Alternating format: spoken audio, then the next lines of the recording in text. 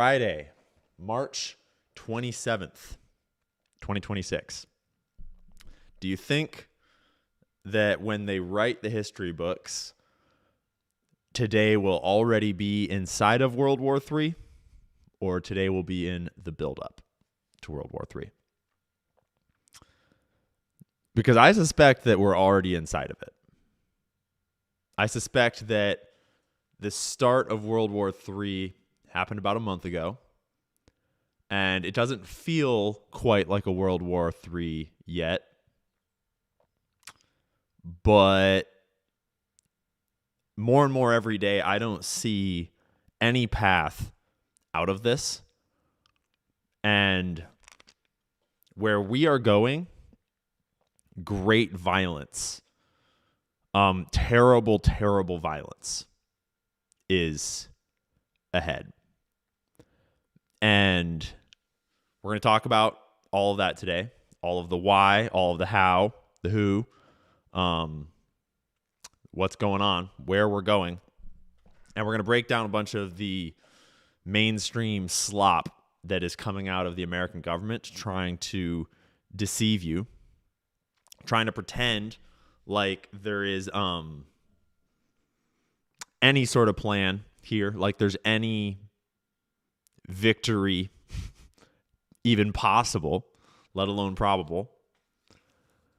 And the silver lining that is so terrifying and dangerous being that I don't think Israel's going to survive. I've said this before. I don't think that Israel is going to survive World War III. I think that actually World War III is going to be because Israel is not surviving. I think that World War III will be the story of the fall of the Zionist project. I think that World War II was essentially the story of the Nazi project. And I think that World War III is the story of the Zionist project. And in many ways, this is not what I was planning to talk about at all. I'm just my brain is just going here. Sort of the hidden history of the pre-World War II era, as far as I can unravel it, is that the Nazis were all over the world. Like the Bush family was one of the most prominent Nazi families in the world. And they were deeply financially entangled with the rise of Hitler and the Nazi Party. And they purposefully financed the Nazi Party in Germany and Hitler and his rise because they wanted him to become a bulwark to communism. They wanted him to expand eastward and address the communist threat that had come out of the World War I era. And so in many ways, actually, the buildup to World War II was also a globalized, Nazi project, so to speak, in kind of a subtle and complex way. Definitely more subtle than the buildup of the Zionist project has been over the last 70 years since World War II. But I'm just noticing a lot of parallels about how the interwar period is the buildup of sort of the genocidal project that eventually implodes upon itself, as, ethno-states and genocidal regimes tend to do. And I know there is a whole other side to the whole Nazi question and to World War II and to what Hitler was doing and what the Rothschilds were doing and all that. There's all sorts of other stuff you could talk about there. I'm just kind of talking generalized history here. And when you look at World War III, when you look at where we are today, and you imagine where we're going to be in a week or two or three, when you imagine what's going to happen when the interceptors actually run fully dry in maybe 2 weeks' time, I don't see... You think that Israel's not going to lash out? You think they're just going to go down easy? I am very, very concerned because, and we'll get here. We'll come back around to this at the end. Because if Israel starts to lose that badly, which they are going to, they are already, they'll get out the nukes for sure, without a doubt. And they'll at least point them at Iran, if not at everybody else too. Yeah. Read about the Samson option. But we already have alleged reports that Vladimir Putin has said that if Israel tries to nuke Iran, Russia will nuke Israel. I cannot confirm those reports. But they're not unbelievable. But the moment that happens, then we truly are in a global nuclear conflict. And that is real fucked up to think about. And the tragic irony of it all is that the only thing that needs to happen is the whole world just needs to turn on Israel and disarm them. Because obviously Israel is the problem on the entire global stage. Obviously Israel is the bully that has to always get its way. And if it doesn't get its way, everyone else has to suffer and be humiliated and go to war and die on the battlefield on their behalf. And thousands of Americans are about to go die on the battlefield on Israel's behalf. And hey, I'm no military strategist or military expert. So today we're going to watch a whole bunch of literal military experts tell you exactly what they project is going to happen when you put boots on the ground, whether it's on Karg Island or along the shores of the Strait of Hormuz, some of the other small islands that help control the strait. Whatever it is, it's a death trap. And even if it wasn't a death trap, the U.S. is mobilizing some 10, maybe 15,000 troops. Iran is alleging a military of 1 million strong. Even if they're exaggerating by double, then we are still talking about being outnumbered by a significant margin. Okay? So it's not good, folks. It is not good. And I am just clinging to the belief, the firm belief that good will triumph over evil and that the Zionist regime will not survive. And it's going to be a dark road there. It's going to be a very violent road. A lot of people are going to die. There's going to be a lot of economic pain in store for the entire world before this is over. But we are well locked into this course. The timelines, they are already shifted. There is no coming back from where we are now. So, that's what we're going to talk about today.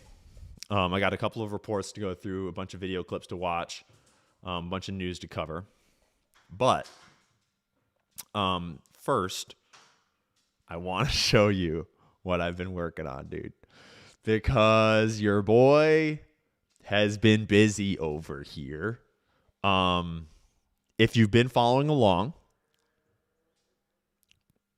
you would know that I suffer from a new but very serious addiction to vibe coding. Your boy has been spending a lot of money on Claude Code. Like a lot of money on Claude Code tokens. And about a week ago, I got my hands on the open source version of Web. And by got my hands on, what I mean is that I sort of like had been given access to the team's GitHub previously. And so then I just set my Claude Code in there to surreptitiously steal the code from them. Because, I mean, It's web. It's like, fuck it. Try to tell me not to take my own project from you guys. And I stole all the code from them, and then I rebuilt it myself. And now I have built it into my own customized version of web because I want more. I want it to be the super. I want it to be like the battle station, the war room. And oh my gosh, shit has escalated very quickly over here. And so I've been having a hard time actually doing journalism because I've been spending so much time building tools to do journalism very quick. Here, let me mute this tab real quick. So let me show you what I'm talking about. Let me just show you. So what we're going to do is we're going to do just a little fun walkthrough of this whole thing quickly. We're not going to get too bogged down, I hope. And then that is going to lead us into using it for the journalism that it's designed to do, to go through the war, a couple of reports about it, watch a bunch of clips, and it'll kind of lead us into everything. But first, we're just going to sit and ogle this thing together. Where is my mouse? Where has my mouse gone? All right. It's so big that we've got to get down into the corner like this, for you to see what's really going on here. Let me just fix our layout here, and maybe we'll start on the map. So, welcome to the war room, my own customized version of web, and it has web built into the chat over here on the side, and it has access to all of web's databases, like the Jeffrey Epstein files, like the FBI files, and all that. But I wanted more functions. I wanted more. Obviously, it has a map, which we're going to get to in just a second. But the whole point of web was that information takes on a different dimension when you network it together. When you tie it all together and let AI or other kind of like analysis systems look for patterns and help you analyze it all. And I've been building research boards in Obsidian for years and years. Taking notes on every single thing I've researched. All of my videos are all basically Obsidian boards, and they're trapped in Obsidian. And so for the longest time, I've been trying to share my Obsidian boards with people, with you guys, but Obsidian never really had a good way to share my research with you. And I had always had this worry in the back of my mind that, like, what if Obsidian goes away or becomes obsolete or like crashes or something? Like, what if all of this work that I've put into all of these Obsidian canvases goes away at some point and I just lose it all? Well, that's not going to happen anymore unless computers get uninvented and we all go back to the Stone Age, because I figured out how to put my Obsidian canvases into fucking web, bro. My Obsidian canvases are literally in web now, in my web, not your web. You can't have them. But I learned that they are just basically like JSON files, and I can just extract all that shit and drop it straight in. And so now I've just been importing my Obsidian canvases one by one, and now they are their own nodes in my own canvases, in my own web, and they are processed and vectorized and ragged. And if I ask my chat about what's in, describe to me what the documents in my 5-star trust canvas are all about. Hopefully I didn't break it earlier today. I broke this thing a few times. I mean, I break this shit all the time. Vibe coding is, let's say, an art, not a science. Although art might be stretching it a little bit. You know, if you know, you know. But so what I've been doing now is I've been importing all of my old research from all of my old canvases one by one into my new and improved web. And right there, boom. It's spitting out a summary of what all the documents in my 5-star trust canvas are all about. I also am now preserving all of these canvases and all of this work. Like, for example, my 9/11 canvas, which is absolutely massive. It's a deep analysis of the FBI files about the dancing Israelis, about the Doric apartment buildings, about all sorts of stuff. The DEA report. And I was able to import the exact file structure. I didn't have to rebuild it. I didn't have to reformat it. Literally was able to scrape all of it right out of Obsidian, drop it all right into web, just like that. So, and now my chat understands what's in all of my documents. I can ask it questions about any of my research canvases from all 3 years of my fucking research. I can now ask it to compare, hey, that McDonald's ice cream conspiracy theory video that I made 2.5 years ago, could you read through those documents, then go out onto the internet and search for updates on the court case? I can compare and contrast the different reports that I've done. Holy shit, dude. So, my mind was blown when I learned that I could literally just create an import button and I could have a list of all of my Obsidian canvases and I could just click on one of them and import it directly into my new and improved web.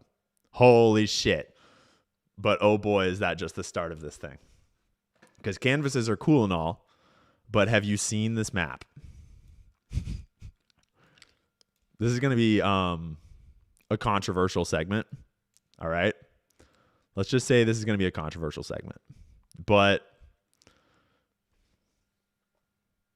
the thing about maps is you can put a lot of things onto maps. I mean, for one, you can visualize maps in a lot of different formats. You know, you can have terrain views, you can have stylized views, you can have topographical views. You can link them together and look at them all at once. But then you can overlay layers onto maps, right? And maybe we'll go back to the single. We'll go to the double view for this. Okay. So like, for example, if we wanted to visualize flights, we can plot fucking flights onto maps. We've got the live flights. If we wanted shipping, I clicked on one of them. We can plot shipping. I've got shipping too, although they get lost in there with the flights. We'll take them off for now. And actually, we'll take off the flights too, because I got other more interesting dots to show you. Oh, Gigi, yeah, are you excited for the cameras part too? Oh my gosh, yes, Gigi, calm down. All right. So, one of my favorite ones to turn on. I've got all these different infrastructure layers about, like, you know, how the world works. And one of my favorite ones that I kind of like to just turn on because it just looks fucking cool is the submarine cables. What do you know about the submarine cables that run the world? Oh, here. It cleared my layers when I switched back to single view. So these are the submarine cables that connect all of us together, that connect all the internet, all of the fiber optic, all of the things, the data that transfers. And it's all of the submarine cable stations too, with information about them. Okay. And holy shit, you can learn a lot about the world. Like, interesting. Buffalo is connected to Toronto via an underground submarine cable for some reason. Neat little things like that. But then, we won't belabor the point. But this shit right here is messed up, guys. Did you know that there are open source cameras all across the world, especially all across the United States, that I can get into and watch? So first thing that's going to fuck your brain up is these are cameras that do not have live feeds, but it's just a database of where cameras exist in the world. Okay? And let's just say, obviously, there's a lot of cameras all over the world. And so I've got a map of all the cameras that are in the world. Not literally all of them, but, all of the dots are cameras. Not all cameras have dots. But it's just an open source map of the surveillance network that is growing around our world, which is worth noting. It's just, it's worth knowing about. But where's Wilmington? There's Wilmington. But that's not the interesting layer here. This is the more interesting layer. Is I discovered that there's a whole bunch of cameras in this world that we can just watch right now. That's live. That's a live feed, dude. Downtown Wilmington, Delaware, 12th Street and Market Street. We can open this one. Delaware Avenue and Jackson Street. Some of them are buggy. This one might be buggy. And no, there it is. Live feed right now. What the fuck, dog? Yeah, so that's wild.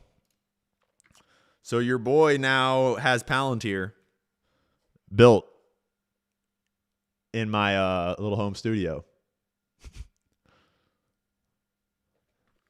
Who knows if it'll ever actually come in handy for any investigations, but I think it's fucking interesting. The sun is currently setting in Wilmington, Delaware.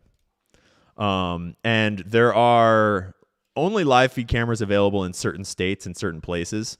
California has a whole bunch of them dotted all along the highways and stuff. There's a fuckload in Atlanta. Holy shit. If you live in Atlanta, Georgia, y'all be surveilled. Y'all are under surveillance if you live in Atlanta, Georgia. But, right now, if you're driving on the 101 in California, you're also under surveillance, FYI, by yours truly and, 11,000 homies watching the stream right now. So, yeah, I've been nerding out real hard on building all sorts of crazy fucking things into this map that I probably am never actually going to need, but it's just cool. It's just cool. All right. This is San Francisco. Zoom in on the Persian Gulf and turn off all the camera layers. So, the map has been getting crazy. I've been building in all kinds of features that we didn't need into the map. The chat has been getting crazy, and I've been building in all kinds of features into the chat that are useful, like letting it manipulate things here for me. So now we're looking at the Persian Gulf, and the deep sea cables are, they're cool, but they are a little bit distracting here. Because in a minute, we're going to get into actually discussing the Iran war here, and we're going to use the map to do so.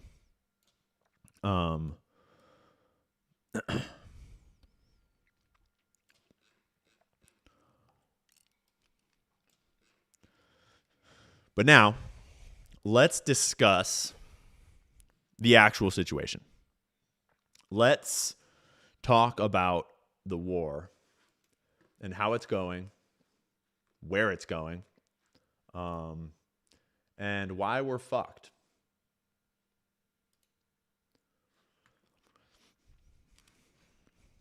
Let me see what we're looking like if we pull this up like this. Maybe if I do this, I can do this. I don't think I don't need anything that's up there. So we can do that. And that'll let us quickly transition. All right. The Iran war.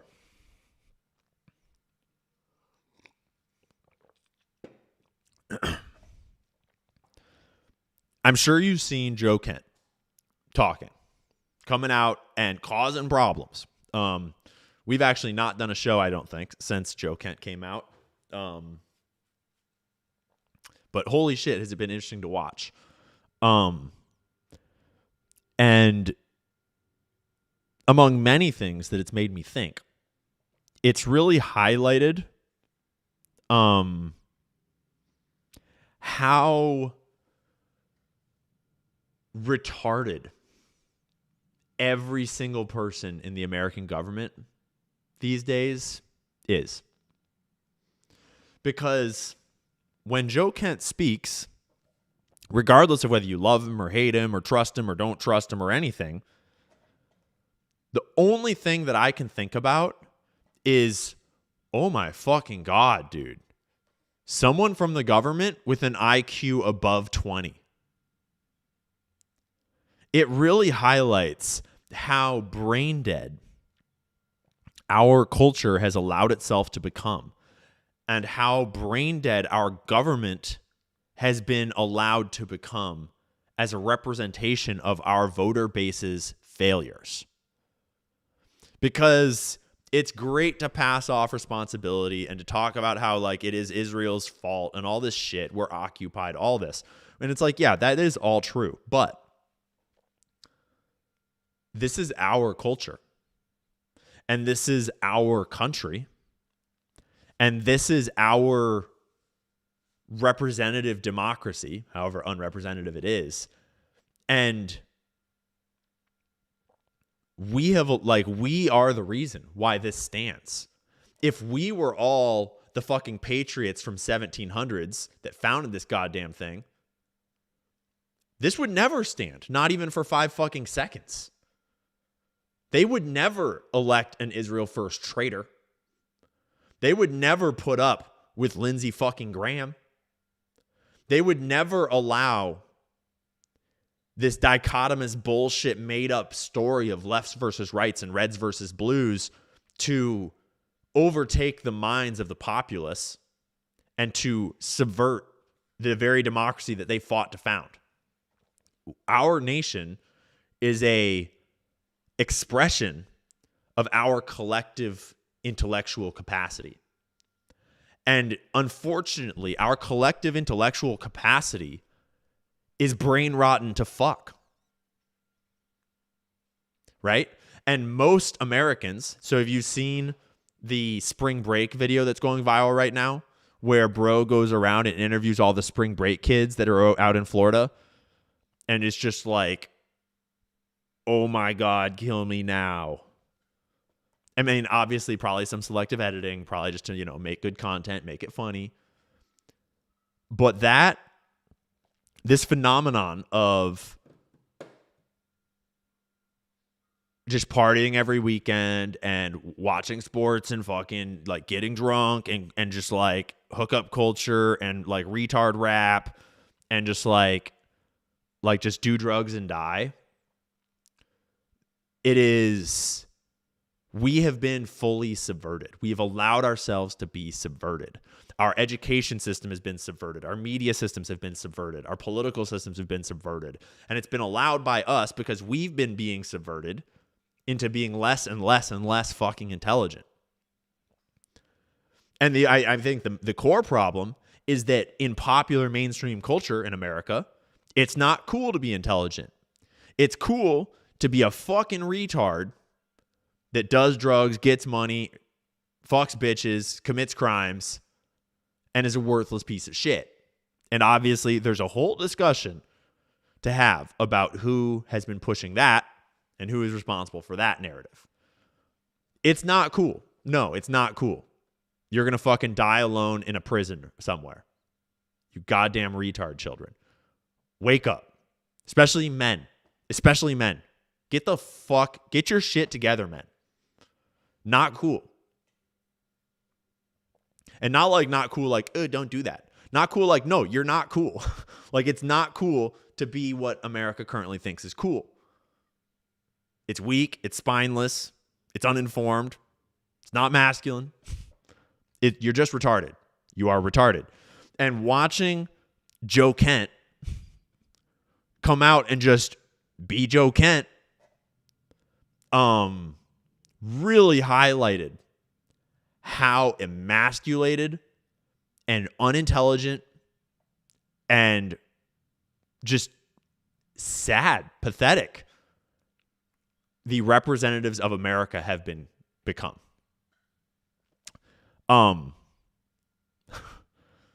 Because ultimately, like,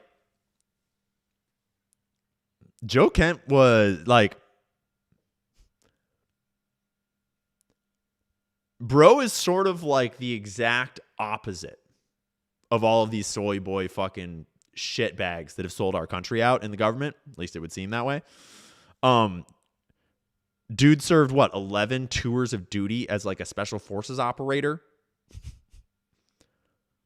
Highly intelligent and cogent when you hear him talk, but then also Sean Ryan hands him a gun, and you immediately are reminded, like, oh, this motherfucker has killed some bitch. Like, this dude knows exactly what he's doing. This dude has been fighting the most hardened terrorist groups on the planet for like 30 years or something. I do have a little bit of, I have some trust issues with the agency involvement in his past. But, like, he seems pretty genuine at this point. He does seem a little more patriotic than I would be. But I understand that he's smart enough to understand that he is in a chess game right now and that he is on the board and that he needs to make moves intentionally and carefully. And goddamn right he does. Again, with the not being retarded thing. Again, with not being a fucking dumbass. And I wish... I should really try to swear less, because that is a part of this culture. Is like, we can have more intellectual conversations about what's going on here. Just a little fired up about the degradation of America.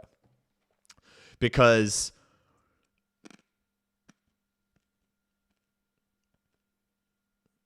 on the one hand, it's easy to be like, oh my gosh, Joe Kent still believes in Trump. No, like, Joe Kent, like, blah, blah, blah, blah. It's like, no, dude. Be intelligent and think it through. He is in a very specific position where we are going to war with Iran right now, like tomorrow, almost certainly. And he is in this extremely unique position where he might actually be able to do something about it. He actually has the expertise, the knowledge, the insider knowledge, the connections, the prominent government position, and the media coverage to currently get the message out and to get everyone in America to hear that A, Israel pressured us into this, B, there was no plan, the intelligence was bogus, and a lot of Americans are going to die if we don't course correct right now, and we need to get out of it. That is an extremely powerful message to get out to everybody right now. And it needs to get out to everybody right now. Like, and by right now, I mean 3 months ago. Because American troops are currently getting briefed. They are currently on the boats. They are currently loading their guns, lacing their boots, packing their bags. It is very likely that it is happening tomorrow or tonight. Maybe even right now, because the market is officially closed. And the only thing that we are waiting on to launch this fucking thing is the market close, because Trump, if he's anything, if he's shown us that he is anything, he is a consummate fucking grifter on the American people. We'll talk about the insider trading shit in a bit here. And basically every analyst, every expert is more or less of the same perspective, opinion, that it is extremely likely that boots on the ground invasion is happening this weekend as we speak. And once that happens, there is not really a way out of this. And there is no path to victory at all. Let me just grab all these tabs and get them ready. So we've got them. and then we'll get into this report. Into the kill box. So, we are deploying. Let me see if I can blow this up for you a little bit.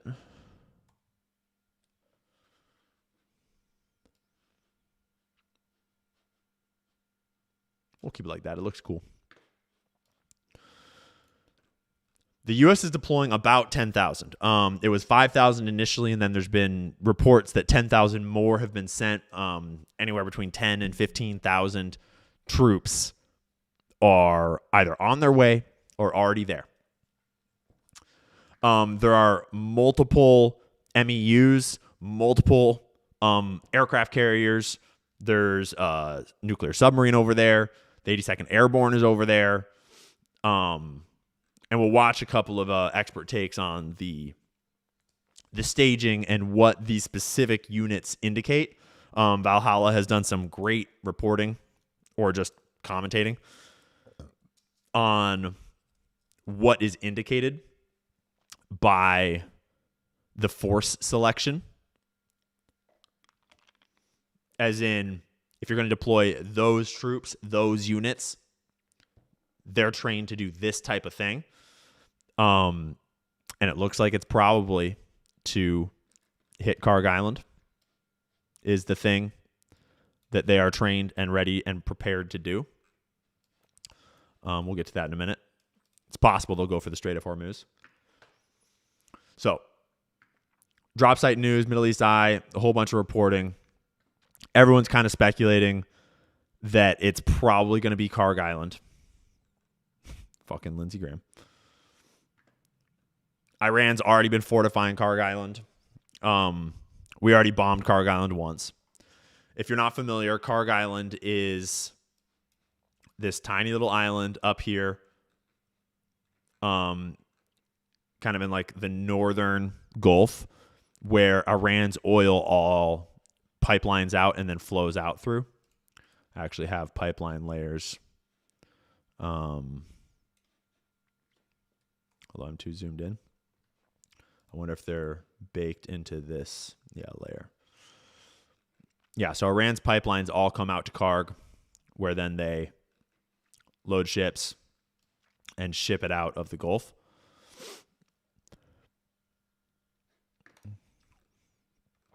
A summary of the units and troops that are ready for deployment that are already over there. The USS Boxer with the 11th Marine Expeditionary Unit, about 2,500 Marines. Amphibious assault and fast response. The USS Tripoli, amphibious assault. The USS New Orleans, amphibious dock landing. The 82nd Airborne Brigade, rapid deployment and airfield seizure. These are some of the units that Nate was talking about. Some of these units that Nate specifically actually helped train and trained with for high altitude, high opening jumps, where you essentially parachute target a landing zone and secure things like airfields as first invasion forces. Then there's the USS Abraham Lincoln, the USS Gerald R. Ford, the USS Georgia, and a bunch of special operators we're hearing are now being deployed as well. We're not entirely fucking clear on what the story is with, I think it's the Lincoln, the aircraft carrier that had a laundry fire. Was it the Lincoln? Which aircraft carrier was it?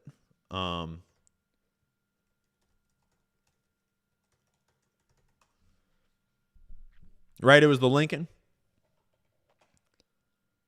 No, it was the Gerald R. Ford. It had a fire in the fucking laundry bay. So, right.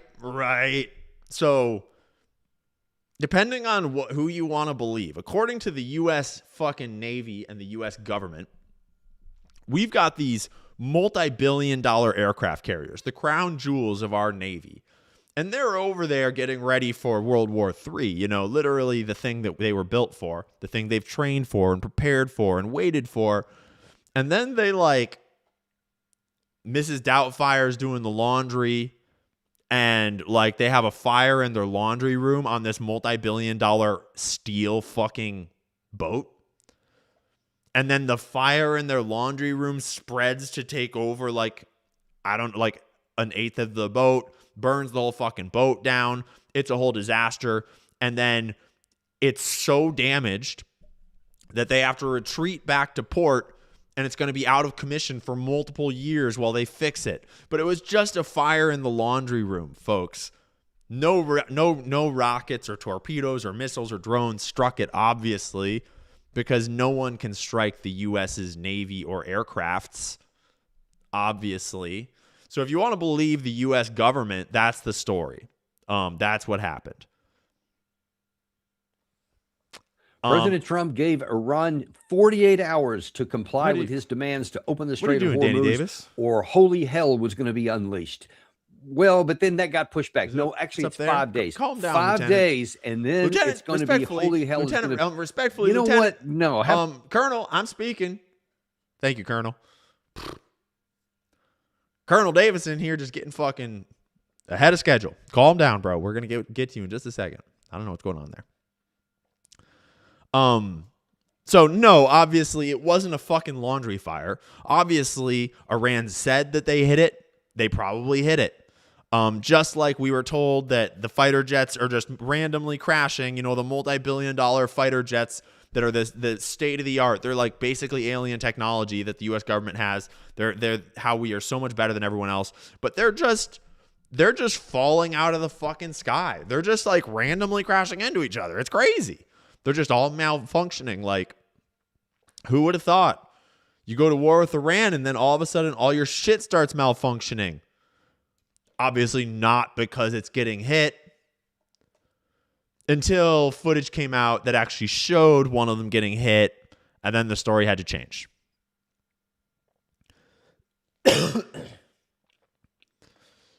Turns out multi-billion-dollar stealth project to design a fighter jet that's invisible to all radar systems. Turns out that it was outsmarted by some basic thermal vision. It was like, oh, well, fuck. We can't see it on the radars, but it's pretty hot. That jet is pretty hot. We could just heat track it. And apparently, the multi-billion-dollar fucking development plan that the U.S. put into building this state-of-the-art aircraft that was unhittable didn't consider the fact that heat vision exists. So they've been hitting our fucking planes, too. So they're hitting the aircraft carriers. They're hitting the planes. We already went over in the last video about a week ago, maybe longer now, with Richard Medhurst, a careful examination of how they have obliterated the U.S. military base presence in the region. All of the U.S. bases in the Gulf have basically been destroyed. They're basically all gone. Bases in Qatar, Bahrain, all up in the UAE, Saudi Arabia. You know, actually, check this out. This is not a 100% accurate overlay here, but this is this map is built from a database of reports of strikes on U.S. infrastructure and bases. So it's based on actual reporting about actual strikes that definitely did happen. So it's not exhaustive, and it's not necessarily accurate where the strikes were launched from in Iran. You know, most of these that are being, sourced to Tehran, they're probably coming from some random mountain range in the middle of fucking nowhere. Who knows? But it's representative of all the different U.S. base infrastructure along the Gulf Shield that has been hit and obliterated, as well as infrastructure in Iraq, as well as all throughout Israel. And then obviously the false flag in Turkey that was not actually fired by Iran, but I haven't had time to update the data set to reflect that because it's just operating on the mainstream news reporting. So this will be our little oh yeah, and then also the fucking strike on Diego Garcia that was an Israeli false flag, probably. That one's also still on there. So we'll leave that up as a little visualization. Just to remind you that, like, this is inconceivable for Americans. I don't think most Americans realize that the bases are all destroyed. The planes are getting hit. The boats are getting hit. The bases are all destroyed. Even if we won the war tomorrow, even if tomorrow a crazy disease swept through Iran and turned them all into liberals that wanted Starbucks, and they overthrew their government, laid down their arms, and became Japan, although Japan's not super liberal anymore, even then, we would be looking at, 10 to 15 years of just rebuilding our fucking bases. We'd be looking at tens, hundreds of billions of dollars of rebuilding costs, of rebuilding all these radar systems that they blew up. Because we didn't even talk about the radar systems again yet. That is this subtle undercurrent to the reporting that is not coming through in the mainstream reporting, in the government's reporting, in Trump's speeches, in the way that the Secretary of War is fucking talking about this.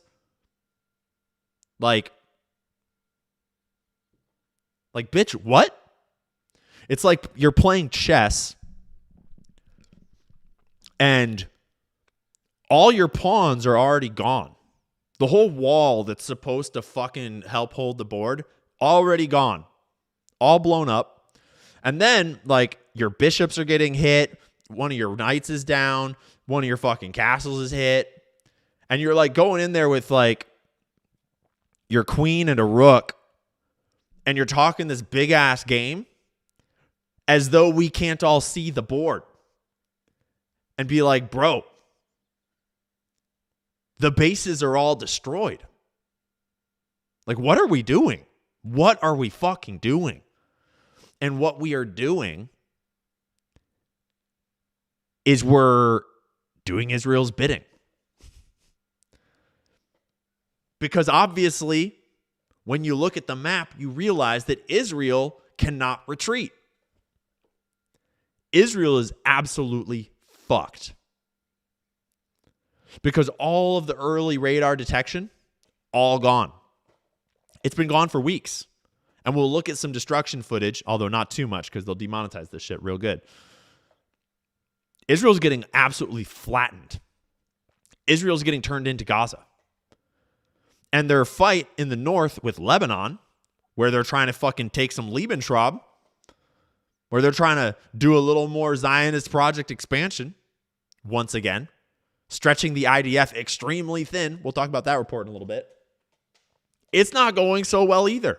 Hezbollah is coming back stronger than ever. There's a report just out yesterday, I think, that over 100 Israeli Merkava tanks have been destroyed by Hezbollah.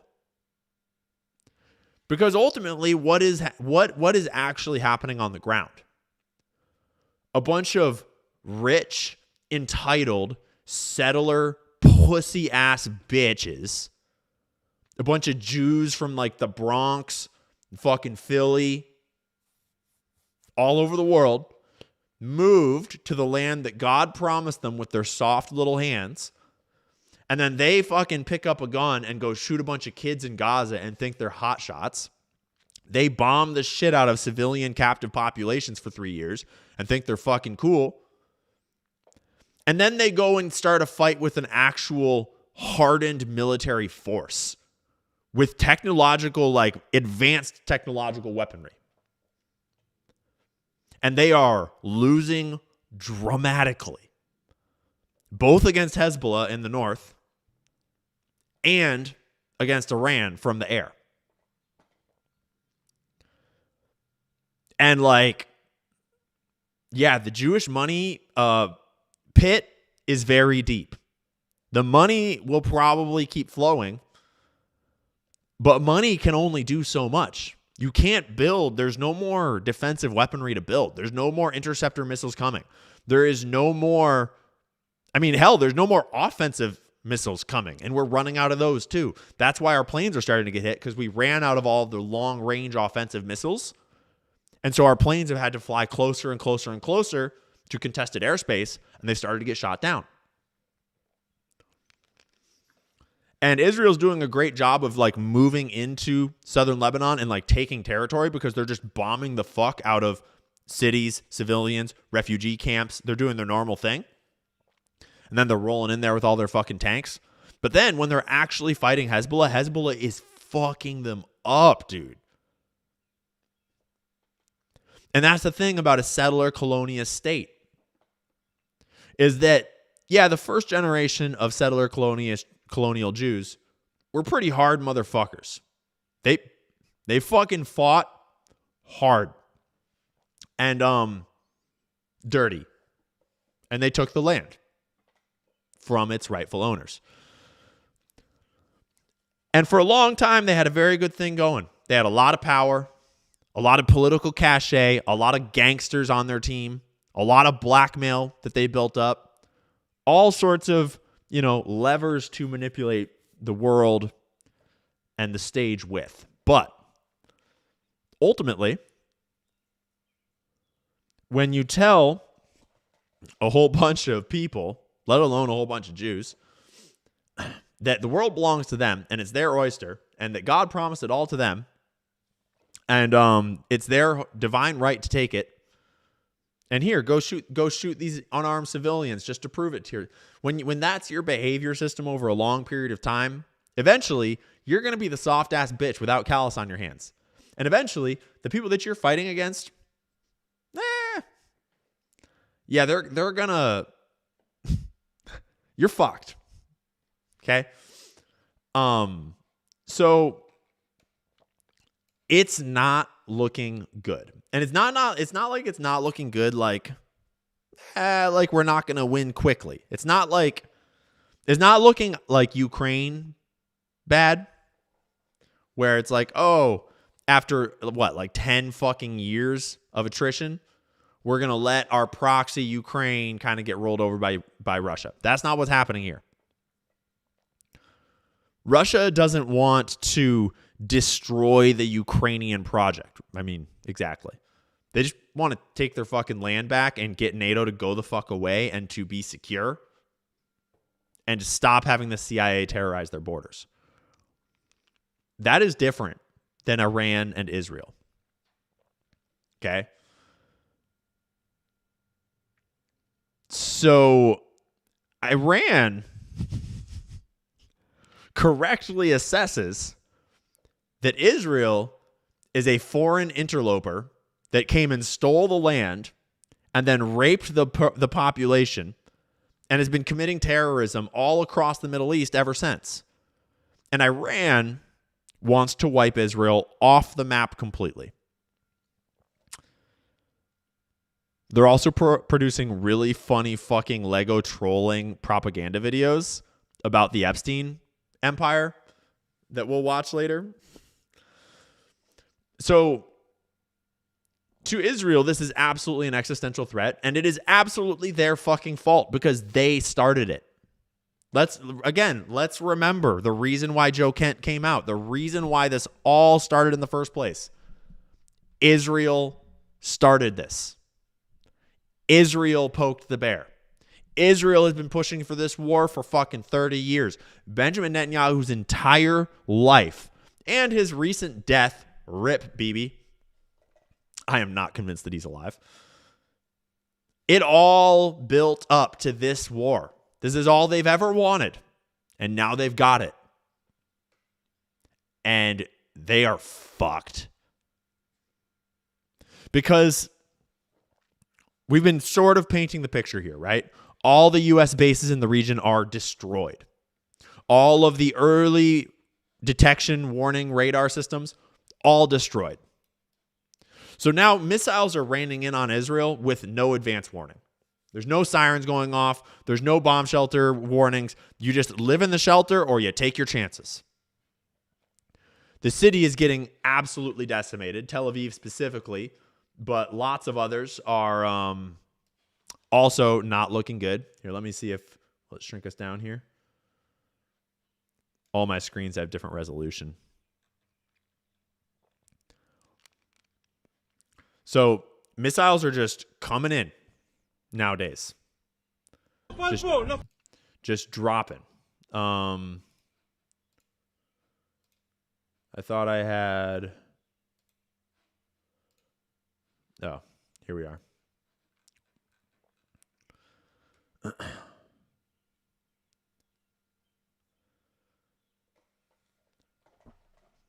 Bro.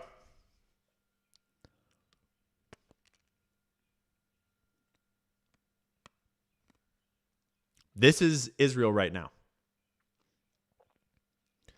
And they have been heavily censoring what can get out. Heavily censoring. It is so much worse than what we're seeing. So much worse than I think most people can imagine.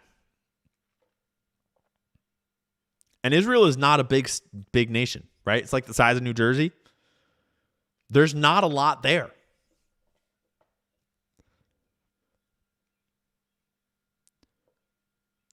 When we're talking about America and Iran's missile capacity,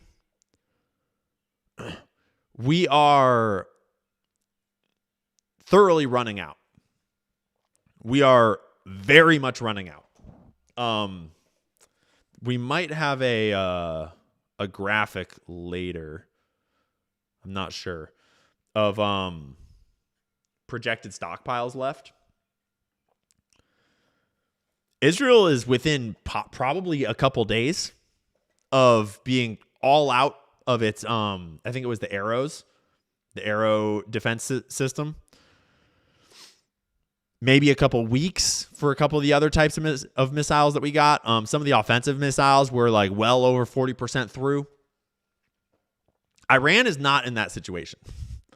Iran has been saving up missiles for decades, basically. Not literally, but they've got underground drone facilities spun up, ready to produce more drones. They have a whole decentralized machine dedicated to this project. And they're fighting a much lighter, more intelligent guerrilla-style war. This is their war. They have no desire or need to stop. And their primary target is directly within striking range. And their shields are down. And so America went to Iran, or rather, Trump said that we went to Iran to offer them a peace deal this last week, right? And Iran's like, no, you fucking didn't. And we don't want one, bitch. Like, talk about humiliation. Our president is lying to the world, pretending that there's peace talks so that he can manipulate the market, make a bunch of billies on the side for his kids, you know, once they're all fucking kicked out and on trial for war crimes and shit. And it's like the kind of lies that can be debunked in like 10 minutes by Iran coming out and saying, no, none of that's ever happened. There were no talks. Iran's not doing talks because Iran is setting terms. Because Iran fully knows that they are well in position to win. They are chilling. Super chilling. Because think about what we can do to Iran. What can we do to Iran? Right? We can bomb them. You know, we can drop bombs all fucking over the place in here. Right? No, that's not what I want to do. Let's go to satellite view. Right? You could drop bombs fucking anywhere you want, dude. You know, you could bomb this brown part. You could bomb this brown part. You could bomb this part or that part.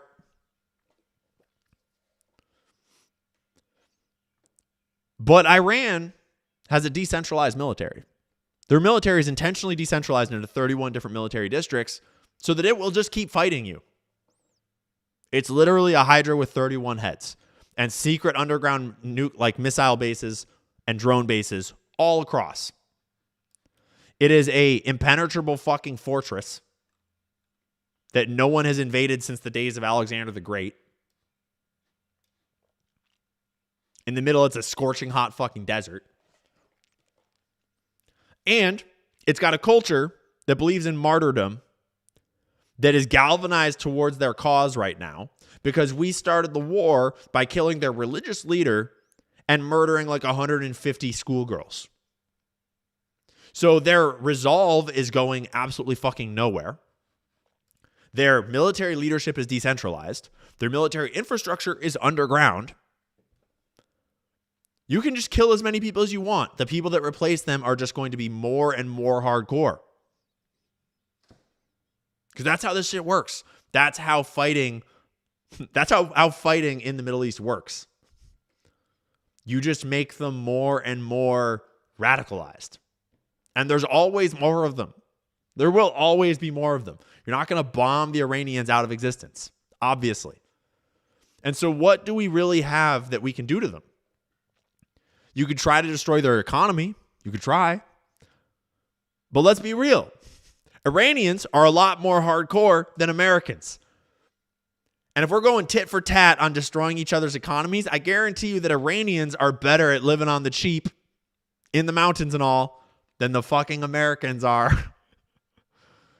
So you could try to destroy their water, but they don't rely on desalinated water. All the Gulf states do. You could try to destroy their energy. Could work. A viable threat. But everyone else's energy is wide fucking open over here. All these American allies and all the gas and oil that the entire world depends on, wide open. And we are about to watch that happen tonight because Israel just fucking struck a bunch of power plants in Iran to try to drag us deeper into this war that just happened like 6 hours ago. And so Iran is about to retaliate. We'll look at the message on that in a second. So like what weapons do we really even have that can harm them?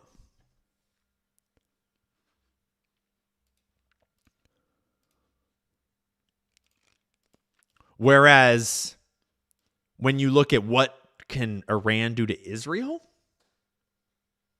that is a very different story. Tiny little Israel, which mind fucking you, Israel is already in a really bad place. Politically, ideologically speaking, there's a video that we can't really watch right now or we can't watch on YouTube because it has a bunch of copyright music in it. But we'll probably watch it later or tomorrow on Kick together. It's a very, it's a good video. It's good for the soul because it's an analysis of how Israel's culture is already fracturing. Israel has been under more and more political pressure for a long time now. And a lot of the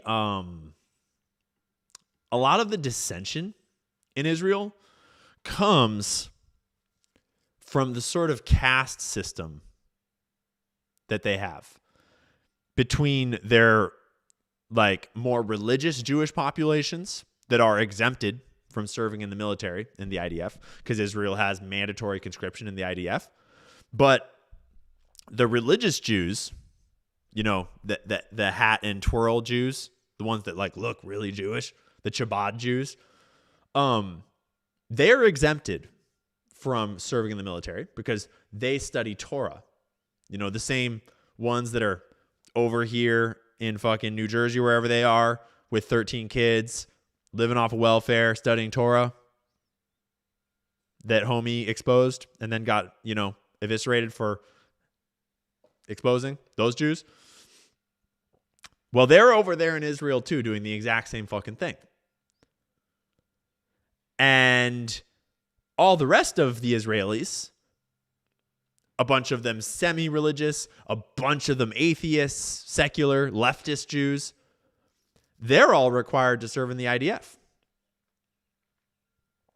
And among all these different fractured groups of Jewish and like ethnic Jewish and religious Jewish communities in Israel, making up Israel, there's not really anything that binds them all together except for the Zionist project itself. Because a lot of them aren't actually religiously Jewish. And a lot of them are Jewish coming from all these different backgrounds. Like they're a bunch of fucking settlers from all around the world. So they aren't actually homogenous. They're not unified. They're all very different. And they actually don't get along that well in a lot of instances. There's a lot of fighting. There's a lot of protesting. There's a lot of disagreement. Their political system is all fucking fucked up. But what's bound them all together is genocide, for lack of a better term. They're all down with genocide, basically, which is fucking awkward. And so what they've been riding on together is the Zionist project, that sort of global Judaism ethno-state thing that they're building. It's the fight against Hamas, the fight against terrorism, the danger to the Jewish thing, whatever the fuck that is, when half of them aren't religious Jews and half of them are, and it's like, whatever the fuck that is, okay? That's what's binding them all together. And then Benjamin Netanyahu got kicked out of power. He got unelected. What is it? It's 2026 now. So this was 8 years ago, I think. 10 years ago. I don't really remember the chronology here. Excuse me. And when he lost power, he was coming under investigation for corruption. Because it turns out that Benjamin Netanyahu was a corrupt motherfucker that had been abusing his title and his powers to... Oh, cool. It's already muted. To curry favors, to pay to play with Arnon Milchan and with a bunch of the media agencies in... Is there a segment where they actually show segments of the doc in here? I haven't actually seen the interview yet. Oh, maybe they aren't going to show segments of the doc. Shame. We'll just, I guess we'll just peep the thumbnail.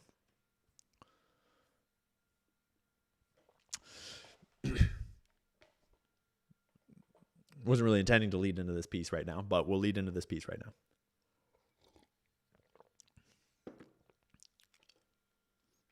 So, Bibi gets unelected after having been prime minister for a long fucking time. And he had been prime minister before, Bibi's been prime minister for 25 years, give or take, with a gap or two. He was not prime minister from, I think, 98 or 99 or 2000 until 2004 or something like that, 2002. I'm very fuzzy on it. He had a little break there where Ehud Barak was the prime minister, and then Bibi got elected again, was prime minister until more recently, 2016, 2018, 2019 maybe. I should probably pull it up.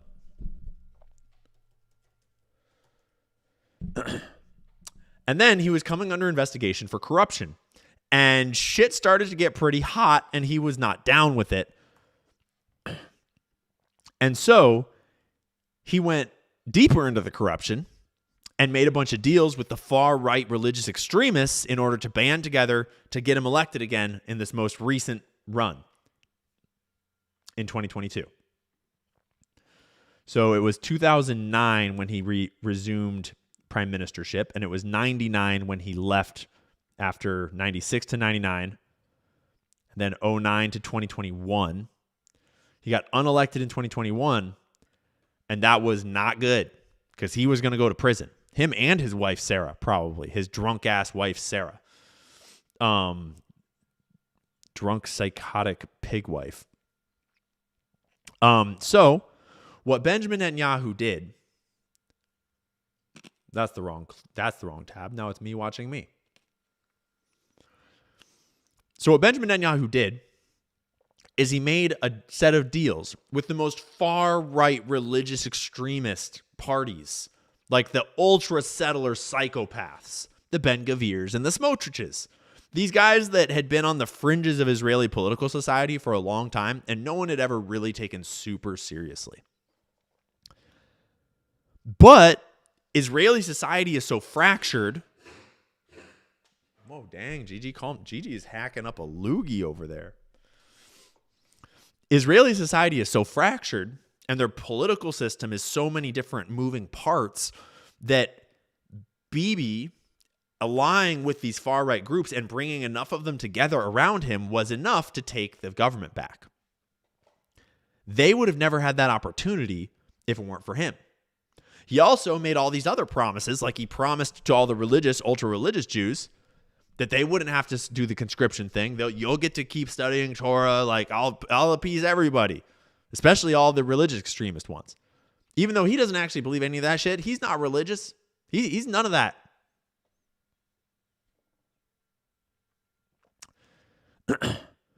And then what that did is that deeply emboldened the most extreme religious genocidal tendencies latent in Israeli culture. Though, let's be clear, that those tendencies run all throughout Israeli culture, not just in the religious extremists.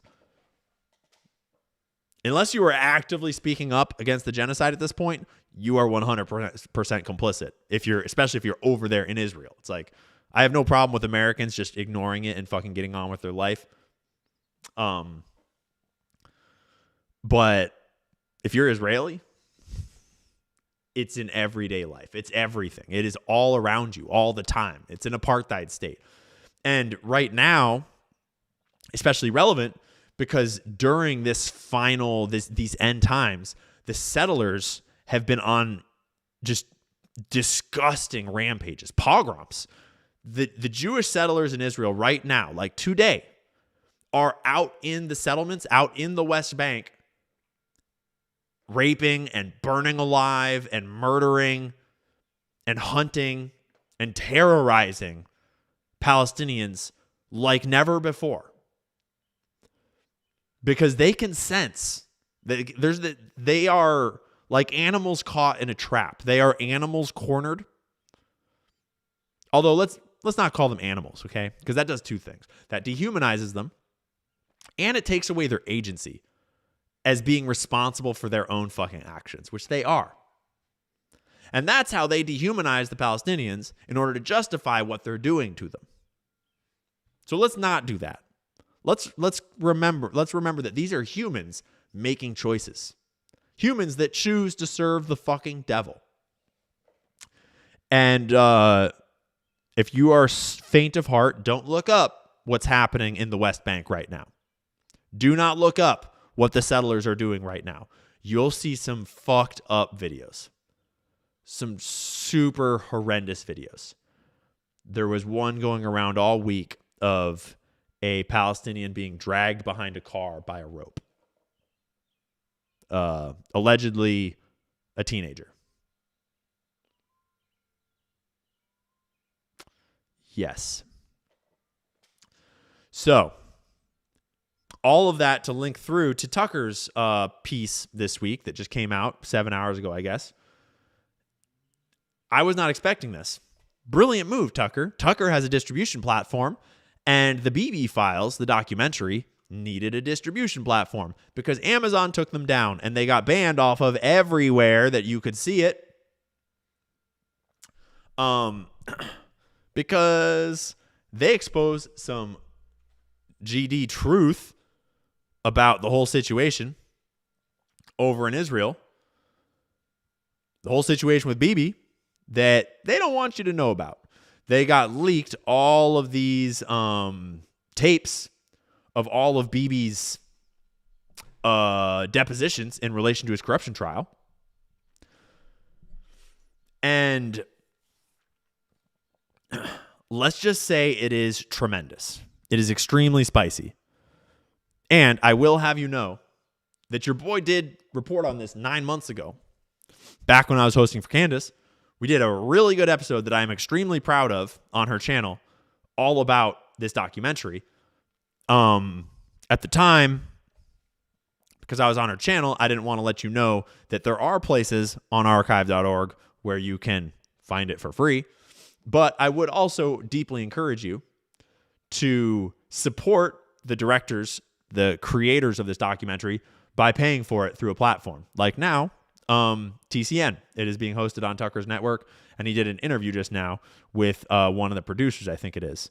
And holy shit, the footage they have, the story they tell, it's fucking spicy. And it basically weaves together how Benjamin Netanyahu had to take Israel to war because he was going to prison if they didn't. And so he manufactured the conditions by which October 7th could be allowed to happen. And it was very much allowed to happen intentionally in order to get Israel into a war. Because once Israel was in the war, everyone stopped paying attention to their corrupt fucking president or prime minister. They stopped prosecuting him. They put it all on pause. They even put off elections. And he is now just this wartime dictator, war criminal dictator that should have been in prison years ago. And he's just eking out one more day, one more day, one more day. And he very much sees it as a biblical thing. And he might be fucking dead at this point, to be clear. We're still not entirely clear on him being alive. Okay? His plane has been in Germany for a long time. A lot of AI videos were put out to try to pretend like he was fine and hanging out in cafes and shit. We're not clear on the fate of the Beebs.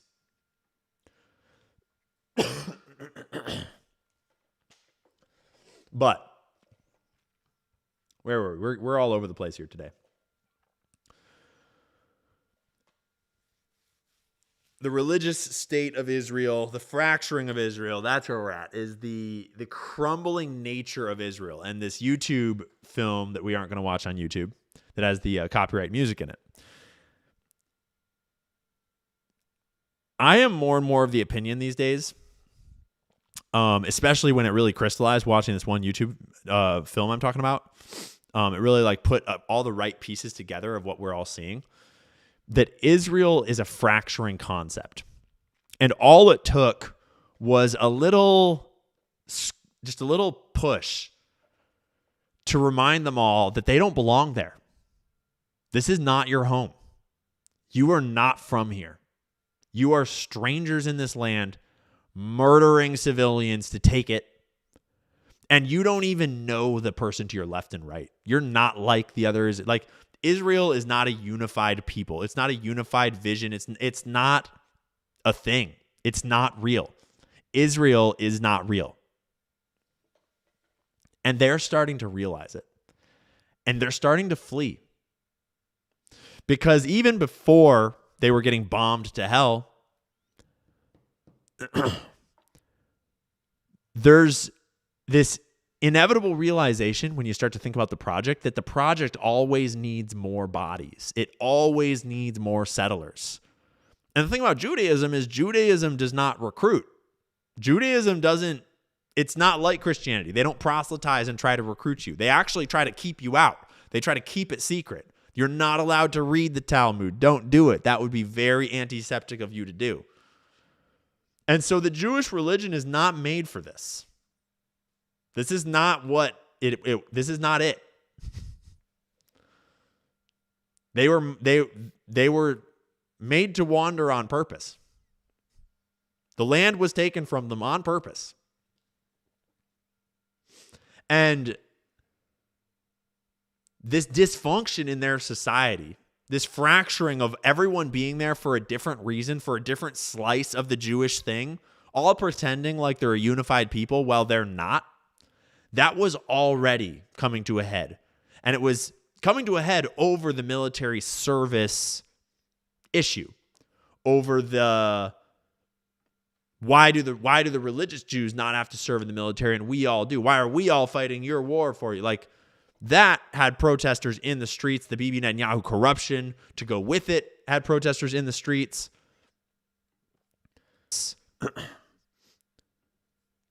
But now this war, bro, now that they are getting bombed to oblivion, now that Tel Aviv is getting reduced down to rubble, they are fleeing like rats, like the rats that they are. It's all fun and games to steal land, to bomb civilians, to genocide an entire nation of people until someone fights back. And then you grab that second fucking passport that you got and you get the fuck out of there. The only problem is that Iran bombed Tel Aviv's international airport. And now they're all trapped. Mostly. And the reality is setting in that once you fuck around, you can't undabble in genocide. You can't unethnically cleanse a people. You can't unstart a war. And you can't unelect your fearless leader, Bibi, who's gotten you into this mess. You can't unshoot Charlie Kirk. You can't uncollapse the trade centers. You can't do any of that. All you can do is move forwards. And what Iran has realized is that going forwards, it has everything it needs to wipe Israel off the map. And Israel has basically nothing they can do about it except dragging America in deeper and deeper and deeper to fight the war for them. Because that's always been how Israel has fought their wars.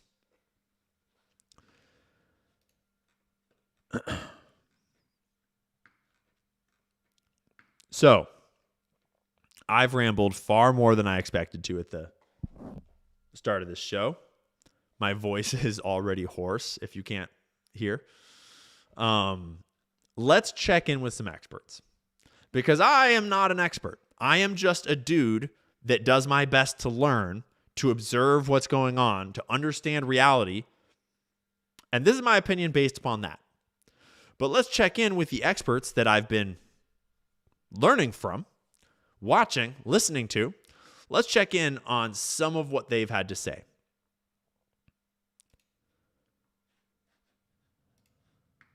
This is the best peppermill on the planet, period. I did not pick up my freaking cookies. One of the potential. That's so frustrating. We're just gonna have to live with it. I'm not trying to Claude code my cookies back in right now. I had it set up earlier, so I was auto signed in, so we wouldn't get ads. We'll live with it. Coincidences is that the USS Tripoli with its amphibious landing dock USS New Orleans and the 2,200 Marines will be of the 31st Marine will be on station on Friday when that second deadline ends. There's also 82nd Airborne Troops, a brigade, I think at least in here. There's another, the 11th Marine Expeditionary Unit steaming in with the USS Boxer. So the question is, what are they going to do? And can you just give us So just to clarify, there is more military experience on this YouTube screen right now than there is in the entire Trump White House and cabinet combined. Every single one of them. There's more military experience on this single fucking YouTube stream right here. a little sense for whether it's Carg Island or something else. I personally think that the Carg Island is just a deception operation. I don't think anybody's actually going to go there because the difficulty would be too high. I don't know. Maybe they will. But whatever. You're talking maybe 5,000 Marines with the two MEUs and another few thousand from the 82nd Airborne. What can those organizations, what can that much ground combat power, along with the A-10s and the Apache helicopters, which have been sent over to support whatever they're going to do on the ground, what is feasible militarily for them to do? It's important for Americans to understand something. What you do as a soldier sailor, airman, or Marine, after you arrive is much more important than how fast you get there. Right now, the emphasis on light and fast. Why are we sending a brigade for the 82nd? Well, because we can. You load up 3,000 men. Now, of course, the Army, as always, has said, well, if we're going to send a brigade, we have to have a division headquarters on the ground to manage it. So 3,000 troops need a 2-star general with a 1-star general as deputy, and probably 150, 200, maybe more people to plan and conduct operations. This is a sort of standard, World War II nonsense that we go through. And then the Marines. We're going to put Marines there. Colonel Doug and me are both having sore throats these days. Because we can float them in, and then we can put them somewhere. Well, the problem is once you put the paratrooper on the ground, once you put the Marine on the ground, the Ranger, whoever it is, what are they going to do? What can they do? Are they going to seize and hold something of great value? What is the seizure about? If they go to an island, can they hold that island? Well, I think we're finding out that islands are extremely vulnerable. This is the key point that basically all of these experts are about to talk about here. What are they even going to do? What are they going to do? Because let's say you do take Karg Island. Let's say you take Karg Island. Let's say they give it to you. You take little old Karg Island up there. That doesn't open the Straits of Hormuz. Straits of Hormuz still closed. So let's say you take all of this coastline and all of these islands. You take Bandar Abbas. You take all of it. All of this taken. That still doesn't open the Straits of Hormuz. The Straits of Hormuz is within rocket and drone range of the entire nation of Iran. A dude in a cave all the way up here in northern Iran can step out the mouth of that cave, launch a drone, and send that drone all the way to the Strait of Hormuz to sink a tanker. And there's only a couple shipping lanes even open because they already mined the entire southern side. That's not to mention if they wanted to mine the rest of it. So what are you even going to take and hold? Because none of that is going to open the Strait of Hormuz, even if you could take and hold it, which you can't. Because once you take it, how are you going to hold it? What's the difference? They're going to make us watch an ad on every single one, huh? So if you want to dish the GMOs and vibe coding is hard, folks. Vibe coding is hard. It's an operation which just looks fraught with an avalanche of cascading difficulties and with lots of casualties. I mean, another good example is Iwo Jima, and people say, "Oh yeah, I think I." So this is Rear Admiral Steve Jeremy. He's retired UK Royal Navy and is strategic analyst. Might have heard Lindsey Graham.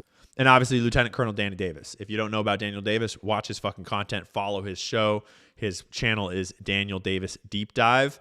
Incredibly on the money. Oh, I was like, why am I not subscribed? It's because I'm not signed in. Incredibly on the money. He's putting out great updates every day, talking to all the experts. He is an expert himself. Some of the best content to stay informed. Yeah. Well, what Lindsey Graham didn't talk about was the level of casualties in Iwo Jima, which is 26,000 overall, roughly speaking, of which 19,000 were wounded, and the remainder were killed in action. And is the United States ready to take casualty numbers running into the thousands in an operation like this? And I suspect. Yeah, we currently have allegedly 13? And that's 13 too many. But if we send 10,000 troops in there to try to take an island, try to take a coastline, are any of them ever coming out?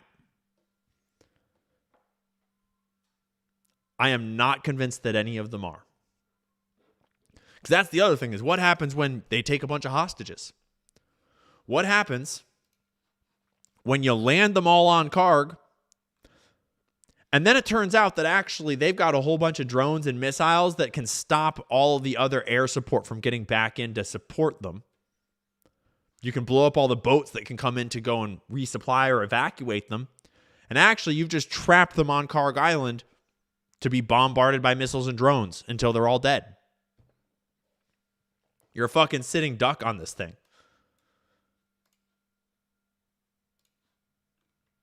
It's just a giant rock with a bunch of silos on it.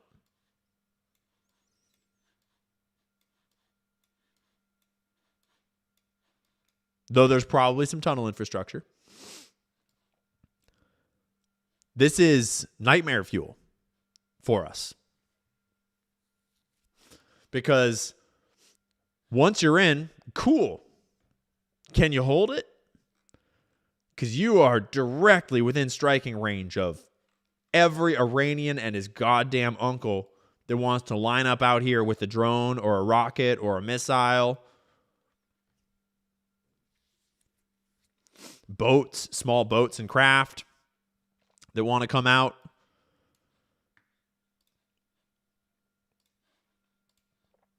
I replaced from taking nitric oxide, but I've never. Oh, my glitch is back from earlier. Oh no, my glitch is back. Please let my other links work. Good. And most importantly here, once you commit large-scale ground forces, you're in a quagmire. Yeah. I mean, this would be disastrous. Trump clearly understands that putting ground forces anywhere inside of Iran, whether it's Karg Island, whether it's around the Strait, whether you're talking about putting ground forces inside of Iran to try and capture that enriched uranium that they have, is a prescription for big trouble. Well, thank you so much. On par with the Nazis' attempt or invasion of Soviet Union in 1941. If we attempt to do that with ground forces, I think we will destroy the American empire because we will suffer a physical loss, not a strategic loss like in Afghanistan or in Vietnam, but a physical loss because we just have so grossly underestimated the military task, how difficult that would be, even if you amass 400,000 or 500,000 troops to be able to go into that. I think that you would end up losing, and we would lose everything. Meanwhile, while China's sitting there on the sidelines, not losing anything, building up military power, and then the relative power between the two is going to continue to escalate in their favor, not just in the region, but now that's going to start to be globally because we have impaled ourselves in a war of choice that only loses our military strength. So, yeah. The link that's broken here is Joe Kent saying a very similar thing. If I were in my enemy's shoes, I would let the U.S. troops land and then subject them to all this stuff. So they have to just try to keep reinforcing, and I can just keep picking them off. That's the thing. It does not take a strategic genius to think through the strategy of if you were Iran, how would you win right now? And the answer is fucking easily. The answer, unfortunately, is pretty fucking easily. Because we don't have any weapons that can really hurt them in a meaningful way. And we are deeply vulnerable in every way here. I mean, if America were to just get the fuck out of there, we'd be fine. Because they don't have shit that can reach over here. We are on literally the other side of the goddamn world. Trump, literally, we are over here. America, we have nothing to do with this. But over here on the other side of the world, all of our Gulf allies completely fucked. Reliant on desalinated water for basically all of their drinking water needs. There. Bahrain for sure. UAE. Their oil and gas infrastructure, wide fucking open. Completely fucked. Israel, same story. Desalination, oil and gas infrastructure. Tiny little country. Getting wiped off the map as we speak. Nowhere to go. That's not to mention, that Iran is now talking about, like, they're threatening that they'll just fucking come take Bahrain. They'll move in. They'll actually invade these Gulf countries, because the Gulf countries are actually kind of weak little bitches that have been relying on American protection all along. And we've all just learned that America is a paper tiger, and there is no American protection, and the American bases are blown up, and we're moving all of our defenses over to Israel, who's the one we really care about anyways. And we're realizing that all of these guys are kind of fucking on their own. They're kind of fucking on their own. And Bahrain, I think, actually, pretty sure it was Bahrain, actually used to be Iran anyways, like 70s or before.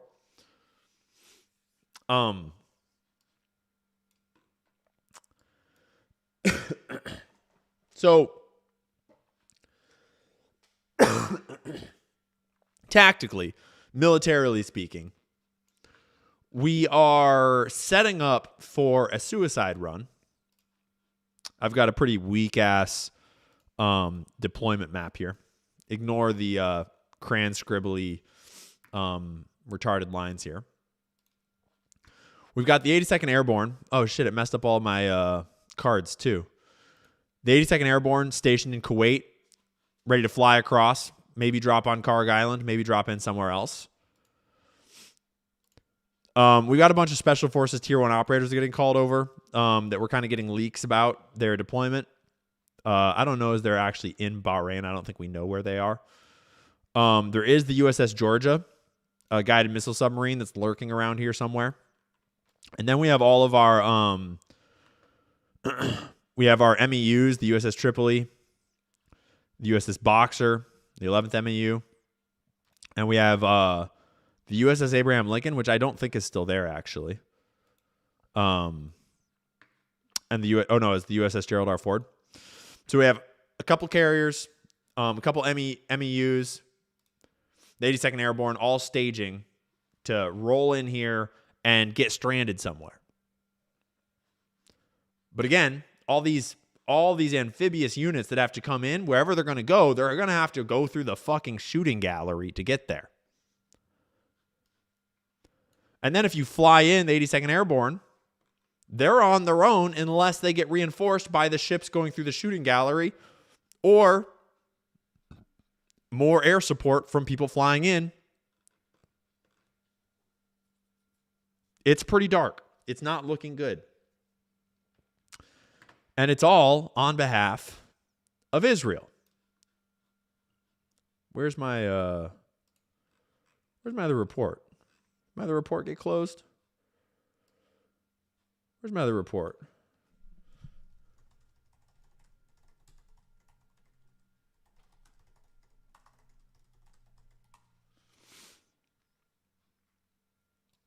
I must have accidentally closed the other one.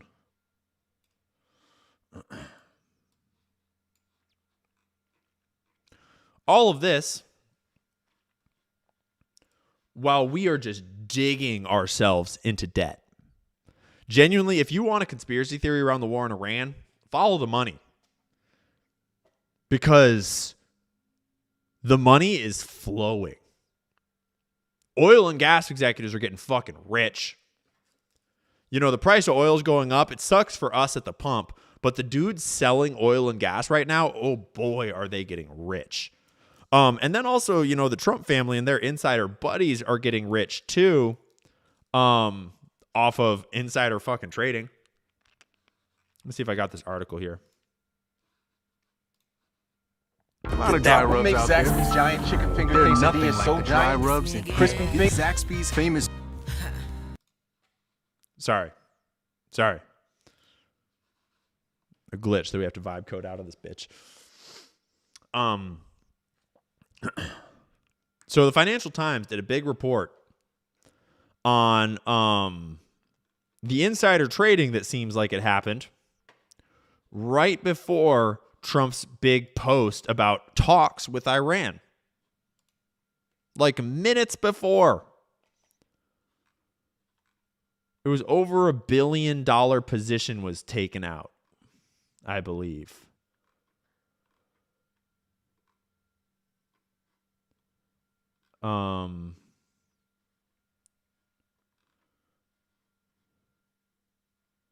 Okay, exaggeration. Futures contracts with a notional value of $580 million.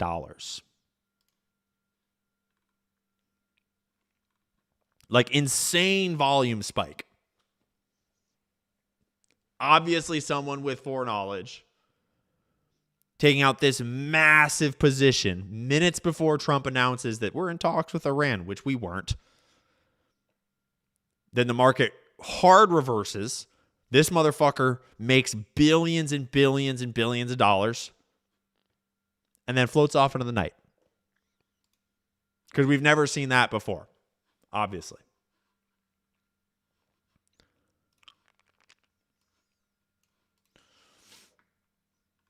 So, we're going into the weekend. Weekends are wartime.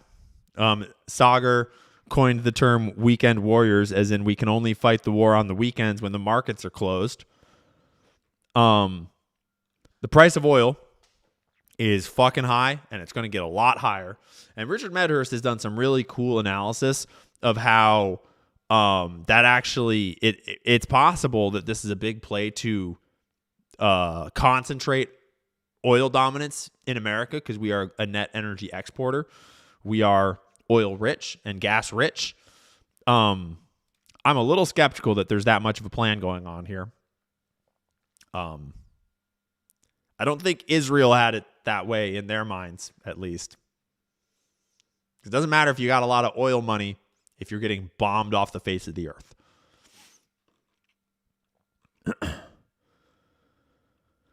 I don't really care to go over the oil price tracking.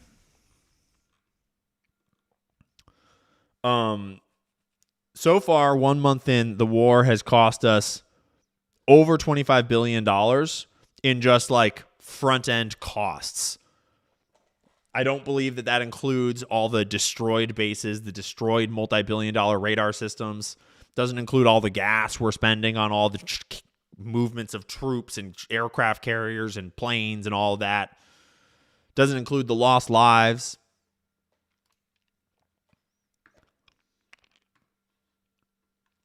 We're spending almost $1 billion per day on munitions. There's an interesting hidden cost, too, that the DoD is one of the world's largest fuel consumers. Every $10 rise in oil per barrel adds $1.3 billion to the Pentagon's annual revenue or annual running expenses. So do the math. All of this is being financed by debt because we don't do war bonds anymore. We don't ask the people if they want to fight a war. We don't collectively agree that we're going to fight a war because it's not a war. It's a military action because Trump is fucking committing treason right now. And so what we're doing is we're financing the whole thing with debt. And what that means is they are stealing from your children with inflation. They are taking future money away from you and your nation's prosperity in order to fight their fucking war for Israel today, right now.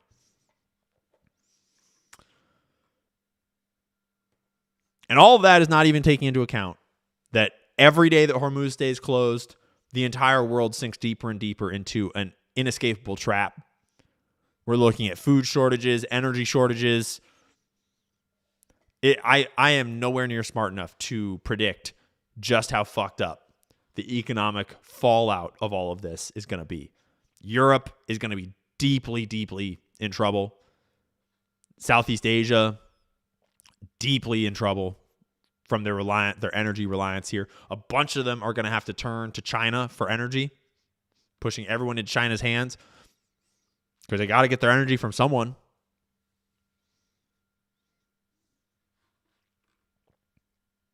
China's probably going to take over Taiwan. Who knows what's going to go on with the chips then? Australia is already on a national fuel crisis. They have 36 days of reserves. 500 plus petrol stations have run dry.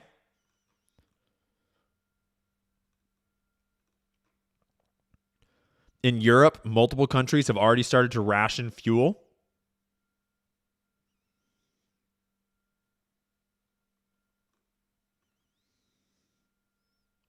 Philippines declared a national emergency South Korea capped fuel prices, released a bunch of strategic reserves. In India, they had to fucking deploy the police at the petrol pumps amid panic buying. Experts are saying that the current crisis is worse than 1973, 1979, and 2022 shocks all combined. Goldman Sachs is reporting the largest oil supply shock in all of history. Trump's approval is fucking in the tubes.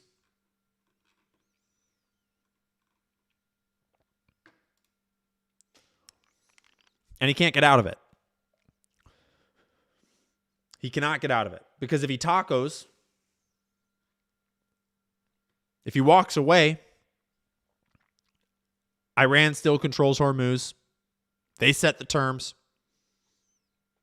And there's no reason why they would even open it fucking back up for us.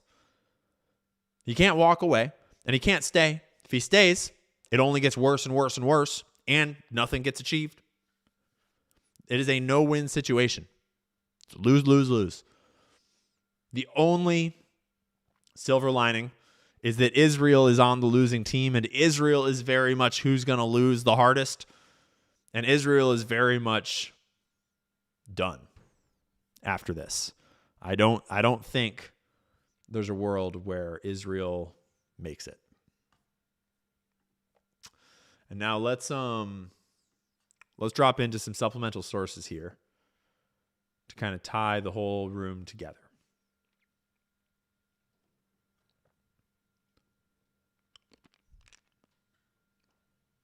Chat, what do you think? Sound off, chat. Do you think Israel is going to be annihilated? Do you think that in 10 years from now, do you think that Israel will be no more? Yes or no? Chat, do you think that in 10 years, Israel will not be a country? Yes or no?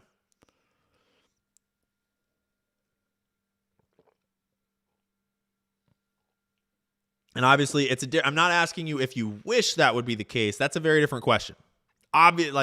Duh. I actually genuinely think that in 10 years, Israel will not be a country. You know, it's not so hard because they're not a fucking real country right now. But I genuinely don't think Israel is going to survive this. I know right now it seems like, how could they ever fall? How could the world ever change? How could anything ever change? I know it seems that way right now. But I just do not see. I don't see a way out of this. And Israel is in the trifecta right now. Epstein's exposed. The whole world's woken up. Everyone's noticing. There's no type of unpopular like Israel unpopular. The entire world fucking hates them. That is like next level, okay? Beyond that, there's internal strife. All of Israel's fighting each other. They're all demoralized. They were already protesting in the streets against their government. Then that government that they were protesting, when it got them in this quagmire, they're getting bombed. Everything's fucked. Right? So internally, they're all falling apart. And then externally, they're getting bombed. They're getting leveled. And everyone's fleeing. Everyone's grabbing those dual use passports, getting the fuck out of Dodge.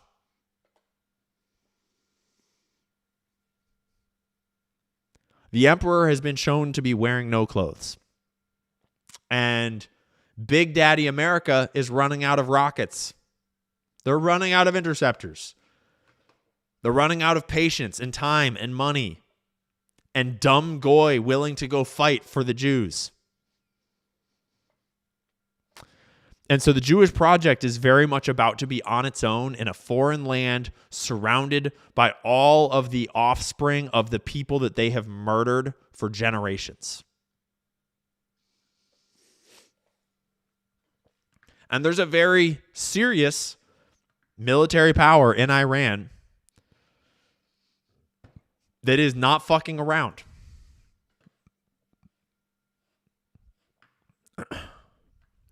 Oh, I just noticed that our chat is a little disorganized ever since I put on changed the border there. So, just today, right about noon,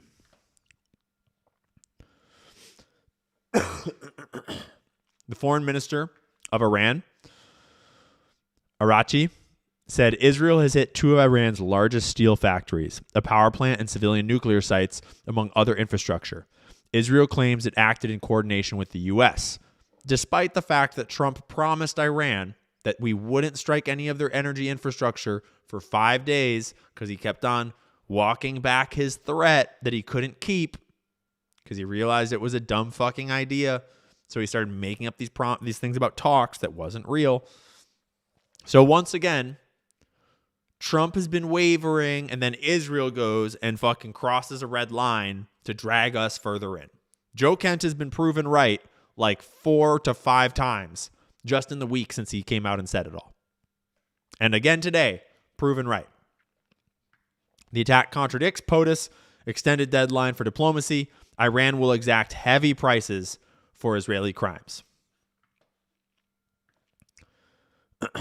Plenty of reporting about the nuclear reactor attack.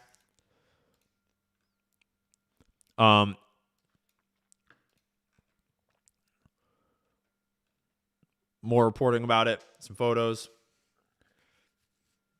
Yeah. Yes, please. Iran hit Dimona. Fucking destroy Dimona. Please take out Israel's nuclear capacity yesterday.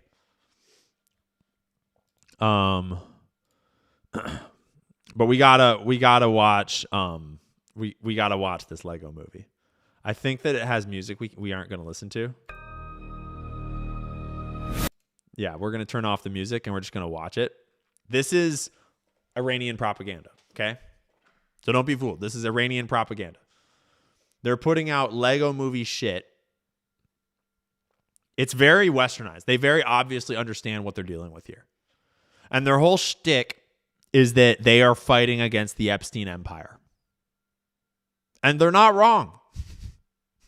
They're not wrong. Because the whole war is on behalf of Israel, Epstein's empire, using the blackmail and the purchasing of American politicians and American government apparatus to just cuck us for Israel. And it's like Iran's not retarded. They know they're not fighting American civilians. Just like if you're not retarded, you realize that we're not fighting Iranian civilians. Unfortunately, a lot of people are retarded and they actually believe the propaganda that like all the regular people in a country could be evil. Like when it comes to Israel, like I'm more inclined to believe that because the fucking regular people in the country are participating in the genocide.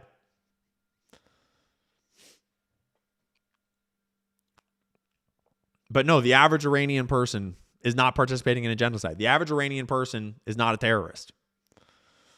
Just like the average American person doesn't give a shit.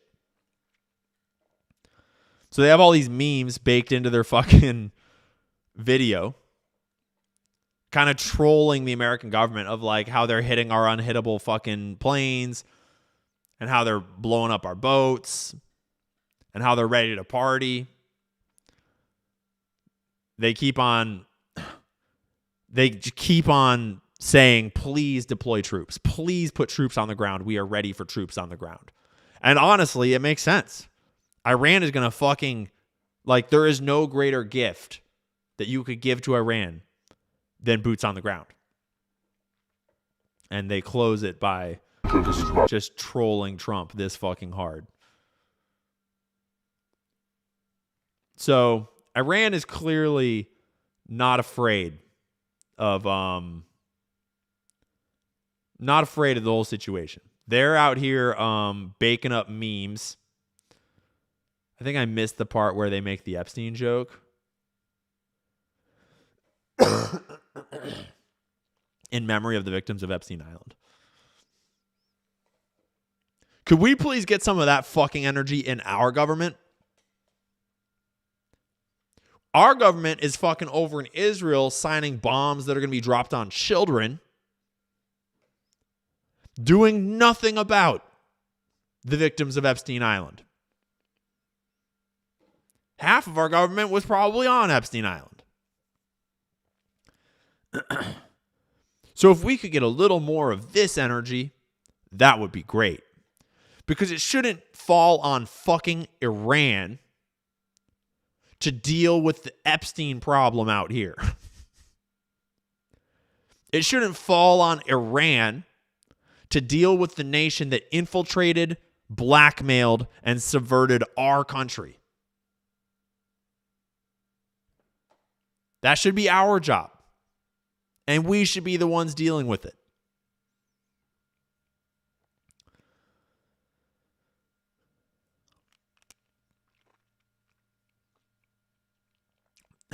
Here's reports coming back of the tanks getting blown up.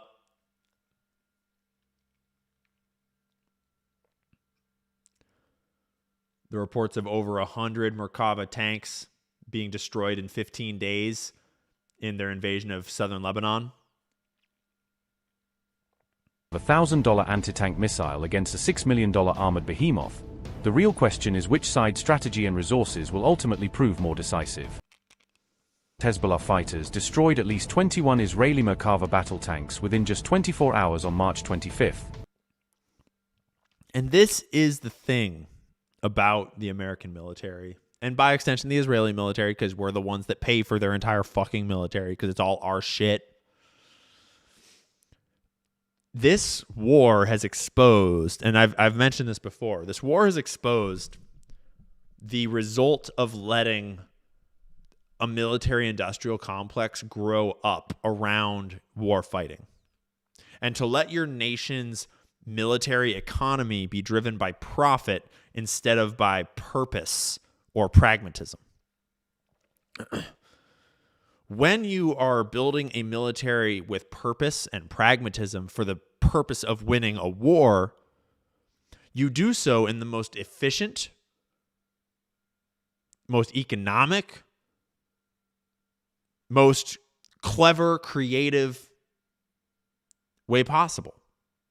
You build things that are as cheap and efficient and replicable and mass manufacturable as possible, that are easy to make a ton of for very little, that are extremely effective on the actual battlefield. When you're actually trying to win a fight, you do things to win the fight. Duh. But it's a very dangerous thing to start producing weapons for profit, because what makes the most money for the lords of war is not what is going to win the fight. They don't give a fuck what wins the fight. They just want to sell you more of whatever it is you're buying. And they would love it if you were buying the most expensive fucking thing in the store. Right? And so when you let your military-industrial complex run away with a blank check for like 70 years, you wind up with a enormous, expensive, just fucking toy factory of all of the most expensive, like badass fucking tools that don't actually work. Like they work, like, yeah, the tanks roll, the planes fly, the missiles shoot, the AI surveils everybody, but they don't actually work. Right? Because when the $1 billion radar system can get destroyed by a $10,000 drone like that, when the multi-billion-dollar aircraft carrier can have a laundry fire,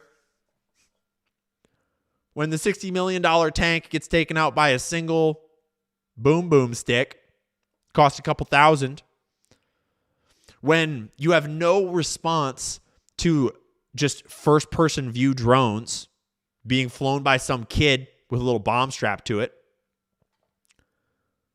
when the enemy's weapons cost 100 times less than yours, can be manufactured 100 times faster than yours, and can be deployed by anyone from anywhere, you're fucked. Your entire military is built on a lie. It's built on greed. And yeah, it's scary and it's so impressive. And yeah, we can shoot some really big rockets for a time. Yeah, we got some big bombs to drop. We have very impressive looking planes. But actually, when it actually comes down to fighting a war with a country like Iran, the game is very quickly exposed. And it's happening in Israel with Israel's fight against Hezbollah. And it's already happened in the Gulf states with America fighting against Iran.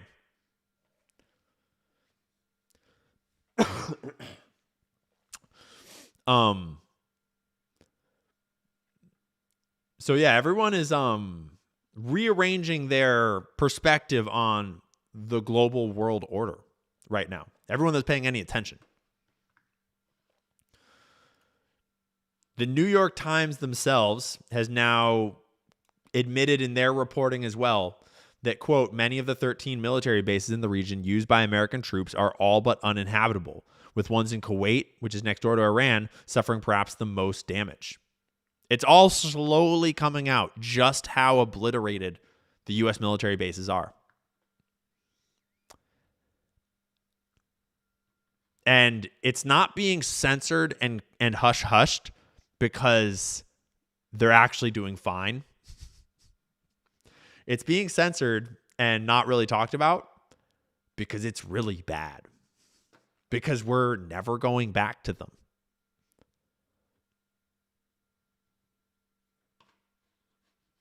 And that's kind of hard to even wrap your head around. That's kind of hard to imagine what that means. So here's Ryan Grimm from Dropsite and Breaking Points reporting that sources tell me that naval special warfare teams were also given deployment orders yesterday, as well as a bunch of Tier 1 operators, special forces guys, Green Berets, Ground Branch, Delta, SEALs. SEALs might not be Tier 1. I don't know. Tier 1 is the bad boys. I trust Ryan's sourcing. I don't think he's making it up. All of this signals that there's a very complex, powerful military operation on the way. Hegseth and the Pentagon are signaling it directly, beating their chests. Yeah, it's wartime. Nothing Pete Hegseth loves more than bombing terrorists and drinking beers.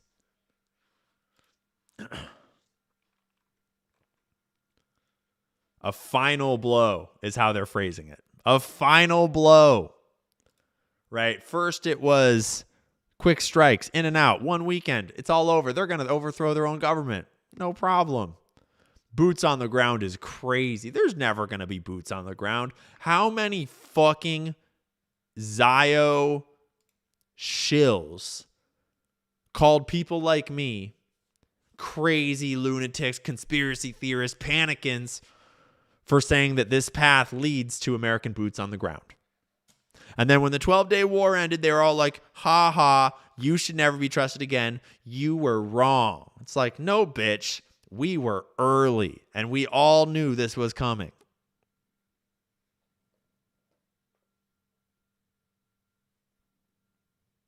It's just a little bit of boots on the ground, just a little bit of American blood, just like a few thousand American kids dead. For now. Except the problem is we have a history of once we've lost a little, feeling like we have to lose a lot. Because obviously America, the American government, the American empire is an immature toddler on a bender.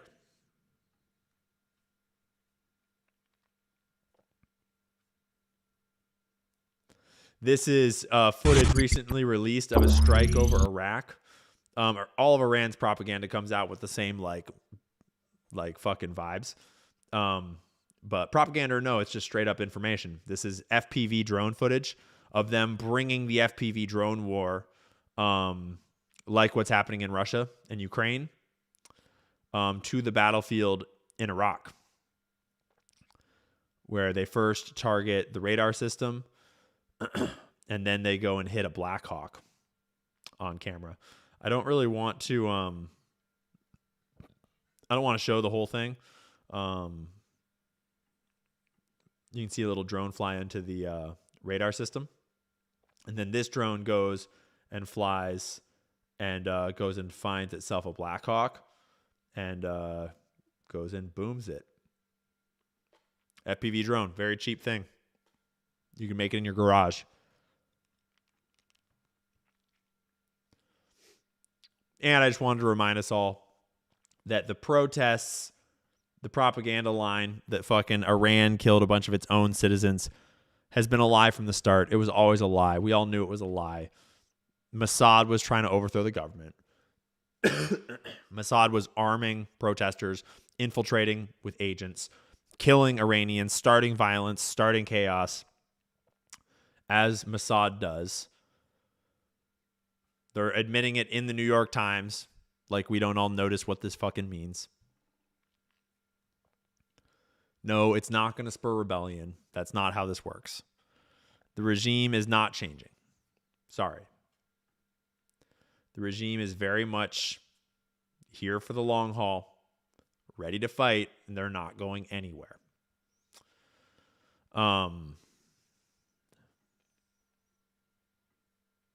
So, that is the situation with the war, with the world, with the future of everything. We are locked in, bound at the hip to our fucking drunk, meth head, psychotic, sibling is the wrong word. It's like when you banged that one hot girl because she was just really hot and she was kind of crazy and you were like, just in and out. It's just like, it's going to be fine. It's going to be fun. Just this weekend, just this one time. And then she just will never fucking leave you alone. And she's at your house and she's fucking she's just like, and she just clings on like a fucking vermin. And then it turns out that she's got a kid and she's got a fucking meth addiction. And she actually like is abusive and fucking like torturing like rabbits and shit. And it's like, holy shit, bro. You have gotten yourself into some shit. That's Israel. And now we are going to war with it. Someone in the chat says my first marriage. Bummer, dude. Don't chat. Don't ask that one to marry you. Don't do it. Ask the really sweet girl that's like kind of boring to marry you. Don't ask the crazy one to marry you.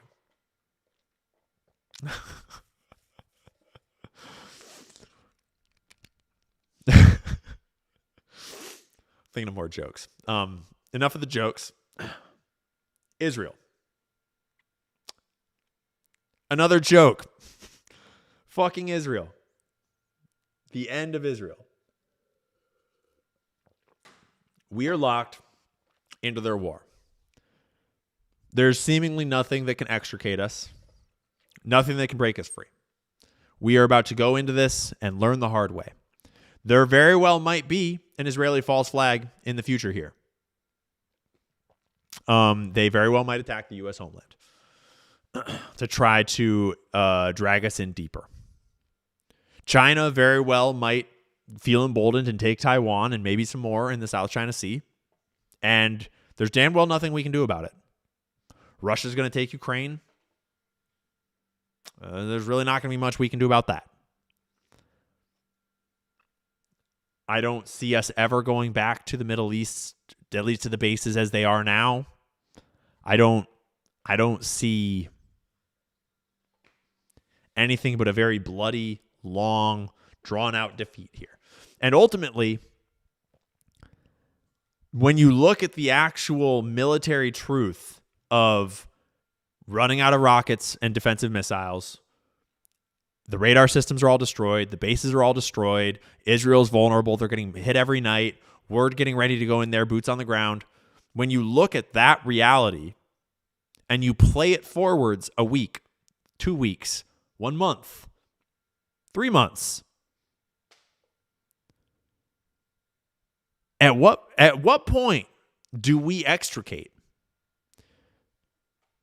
Because setting aside the pipe dream that we are going to take all of Iran by force, which we're obviously not, anything short of taking over the entire physical country of Iran and subduing the entire population at once, anything short of that, and they are still bombing Israel into oblivion. And so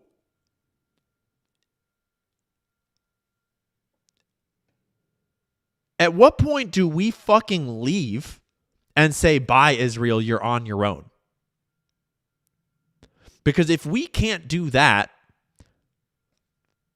we will literally just be sending an endless pipeline of dead Americans into the meat grinder for an unwinnable achievement that will still wind up with Israel destroyed at the end of it, just with thousands more dead Americans to go with it. Billions, maybe trillions more American debt to tack onto it. And the outcome is going to be Israel destroyed either way. When ultimately, Israel is the problem from the start. And it's going to be wild to watch because really, the solution is to invade Israel right now and to take all their weapons, take all their nukes, take all their communication technologies, bomb their nuclear facility right now, cut them off, and do a regime change in Israel. It'd be easy. We could do it this weekend. Hell, if Trump was playing 42D chess, that would be the military operation he's getting ready for right now. Because that would actually end the war right away. That would end the war tomorrow. That would be, the whole world would applaud us. We would suddenly be on top of the world. Trump would be the most popular president in history. Everyone would love America again. Literally. That is actually the solution. I know it's unpopular to say. It's not. Regime changing Israel is the obvious move right now. Because anything short of regime changing Israel, and it's just an endless meat grinder of dead bodies for the exact same outcome later. A much bloodier version of the outcome, actually. Israel's only drug us into this thing because it's being led by a fanatical psychopath that's going to prison the moment the war is over.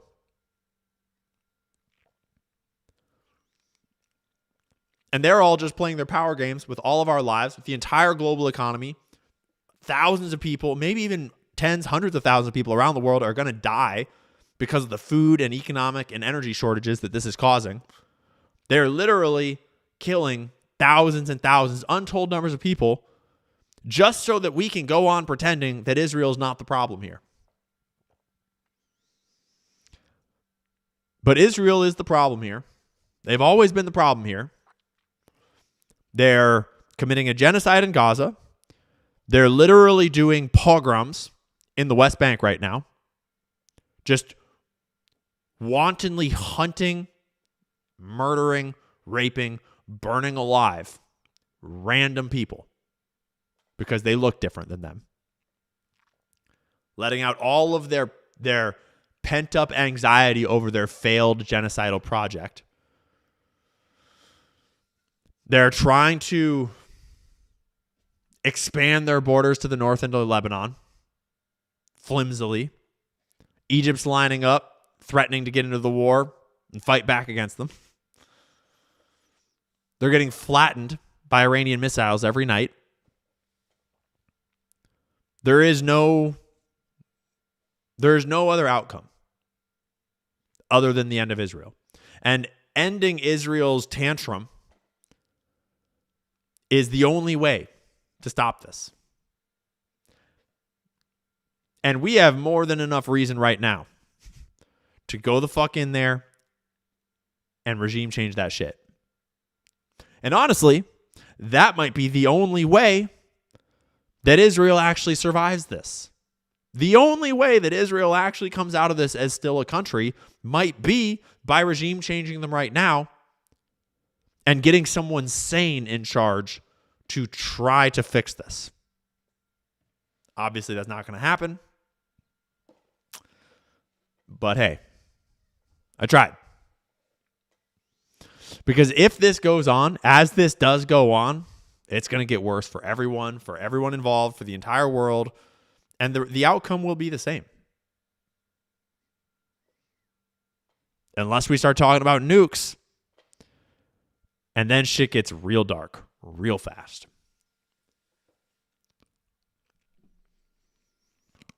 So,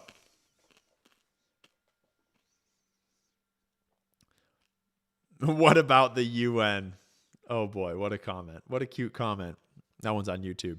Didn't show up on the screen. What about the UN? What about them? What about the Geneva Conventions? You know? What about international law?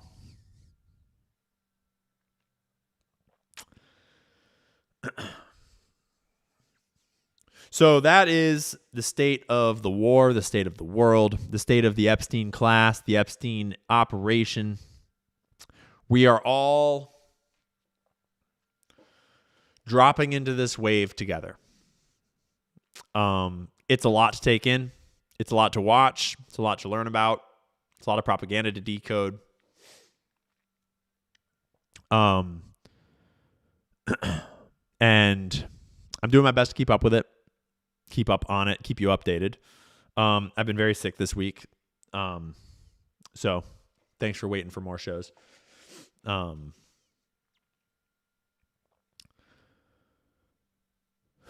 Yeah, I don't really have any other wise words for the end of this other than my suggestion that maybe we should regime change Israel. Because just take yourself on a little journey back in time here to close. Do you remember 3 years ago? What feels like yesterday? When no one was really allowed to talk about Israel. You remember when there was that one taboo thing that there was sort of this weird cult online that would do the parentheses thing. You know, there was a bunch of noticers hanging out, you know. People were watching Nick Fuentes' stream every night. But no one was really able to talk about it. And if you did, you got deplatformed. If you did, you got taken down right away. No one was really talking about it. That was just a few years ago, dude. And now it's dude. The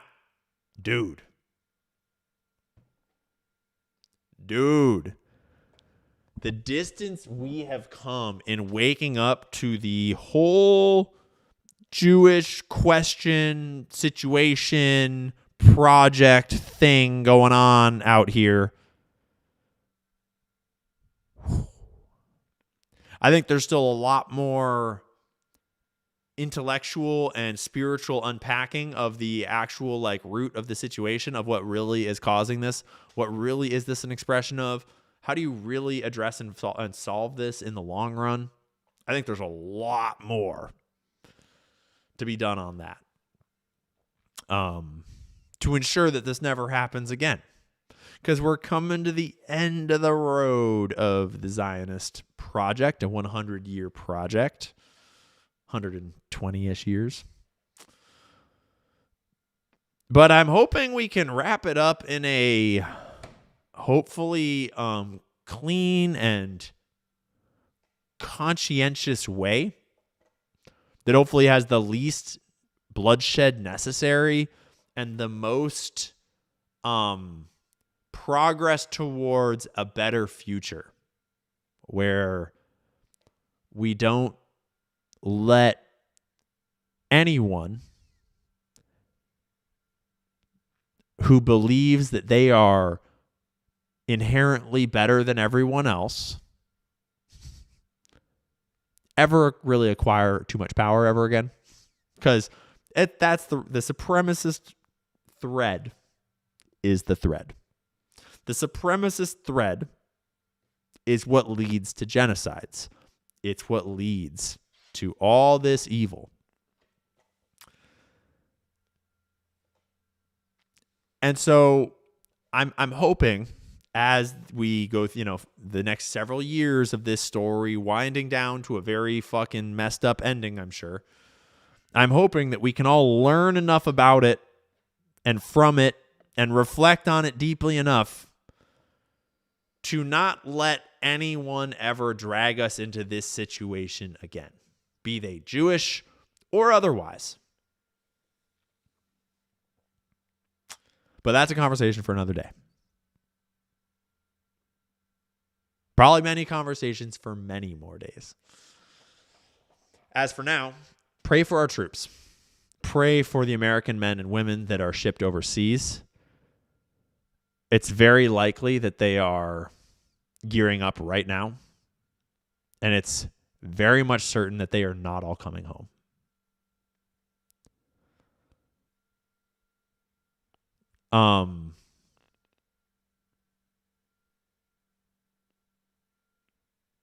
Yeah, pray for their families. Pray for them. Pray for their safety. Pray for the wisdom of their commanders. But don't count on it. And I suspect that by the end of the weekend, we will have reports of where exactly they were sent. It's possible that Trump is trying to stall for one more week to maybe get more people in position, and maybe they'll hold off until next weekend to do it.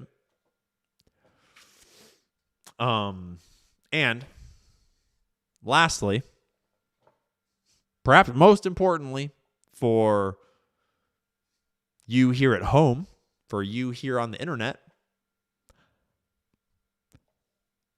remember that it's false flag season. And if anything weird happens, if anything blows up, if anything lights on fire, just remember 9/11. Just remember the trade centers. Okay? And I think with that, we're going to call it a night. It's been real. I appreciate y'all hanging out. I'd appreciate if you like the video. Subscribe, drop a comment, share it with your friends. That all helps me out a lot. I appreciate it. You notice that I don't read ads. I don't take sponsors. Just me and you hanging out. I say no to a lot of sponsors, and it's always hilarious. But it's just annoying. I don't want to deal with it. I just want to hang out and do the show and hang with you guys and try to learn what's going on. That's the only reason why I'm out here, is to try to figure out what the fuck is going on. And I like to talk about it and try to, figure it out, talk about it, share it, learn more. So don't forget to drink your water, eat your healthy food, tell people you love them, do nice things for people, be a good person, and pray. Pray for the troops, pray for the nation, pray for everything. Pray for the world, because we are going into dark times. But on the other side, I think there is something better. Conspiracy theories are entering a dangerous Information is the oxygen of the democracy. There's so much evidence out there that even if less than 1% is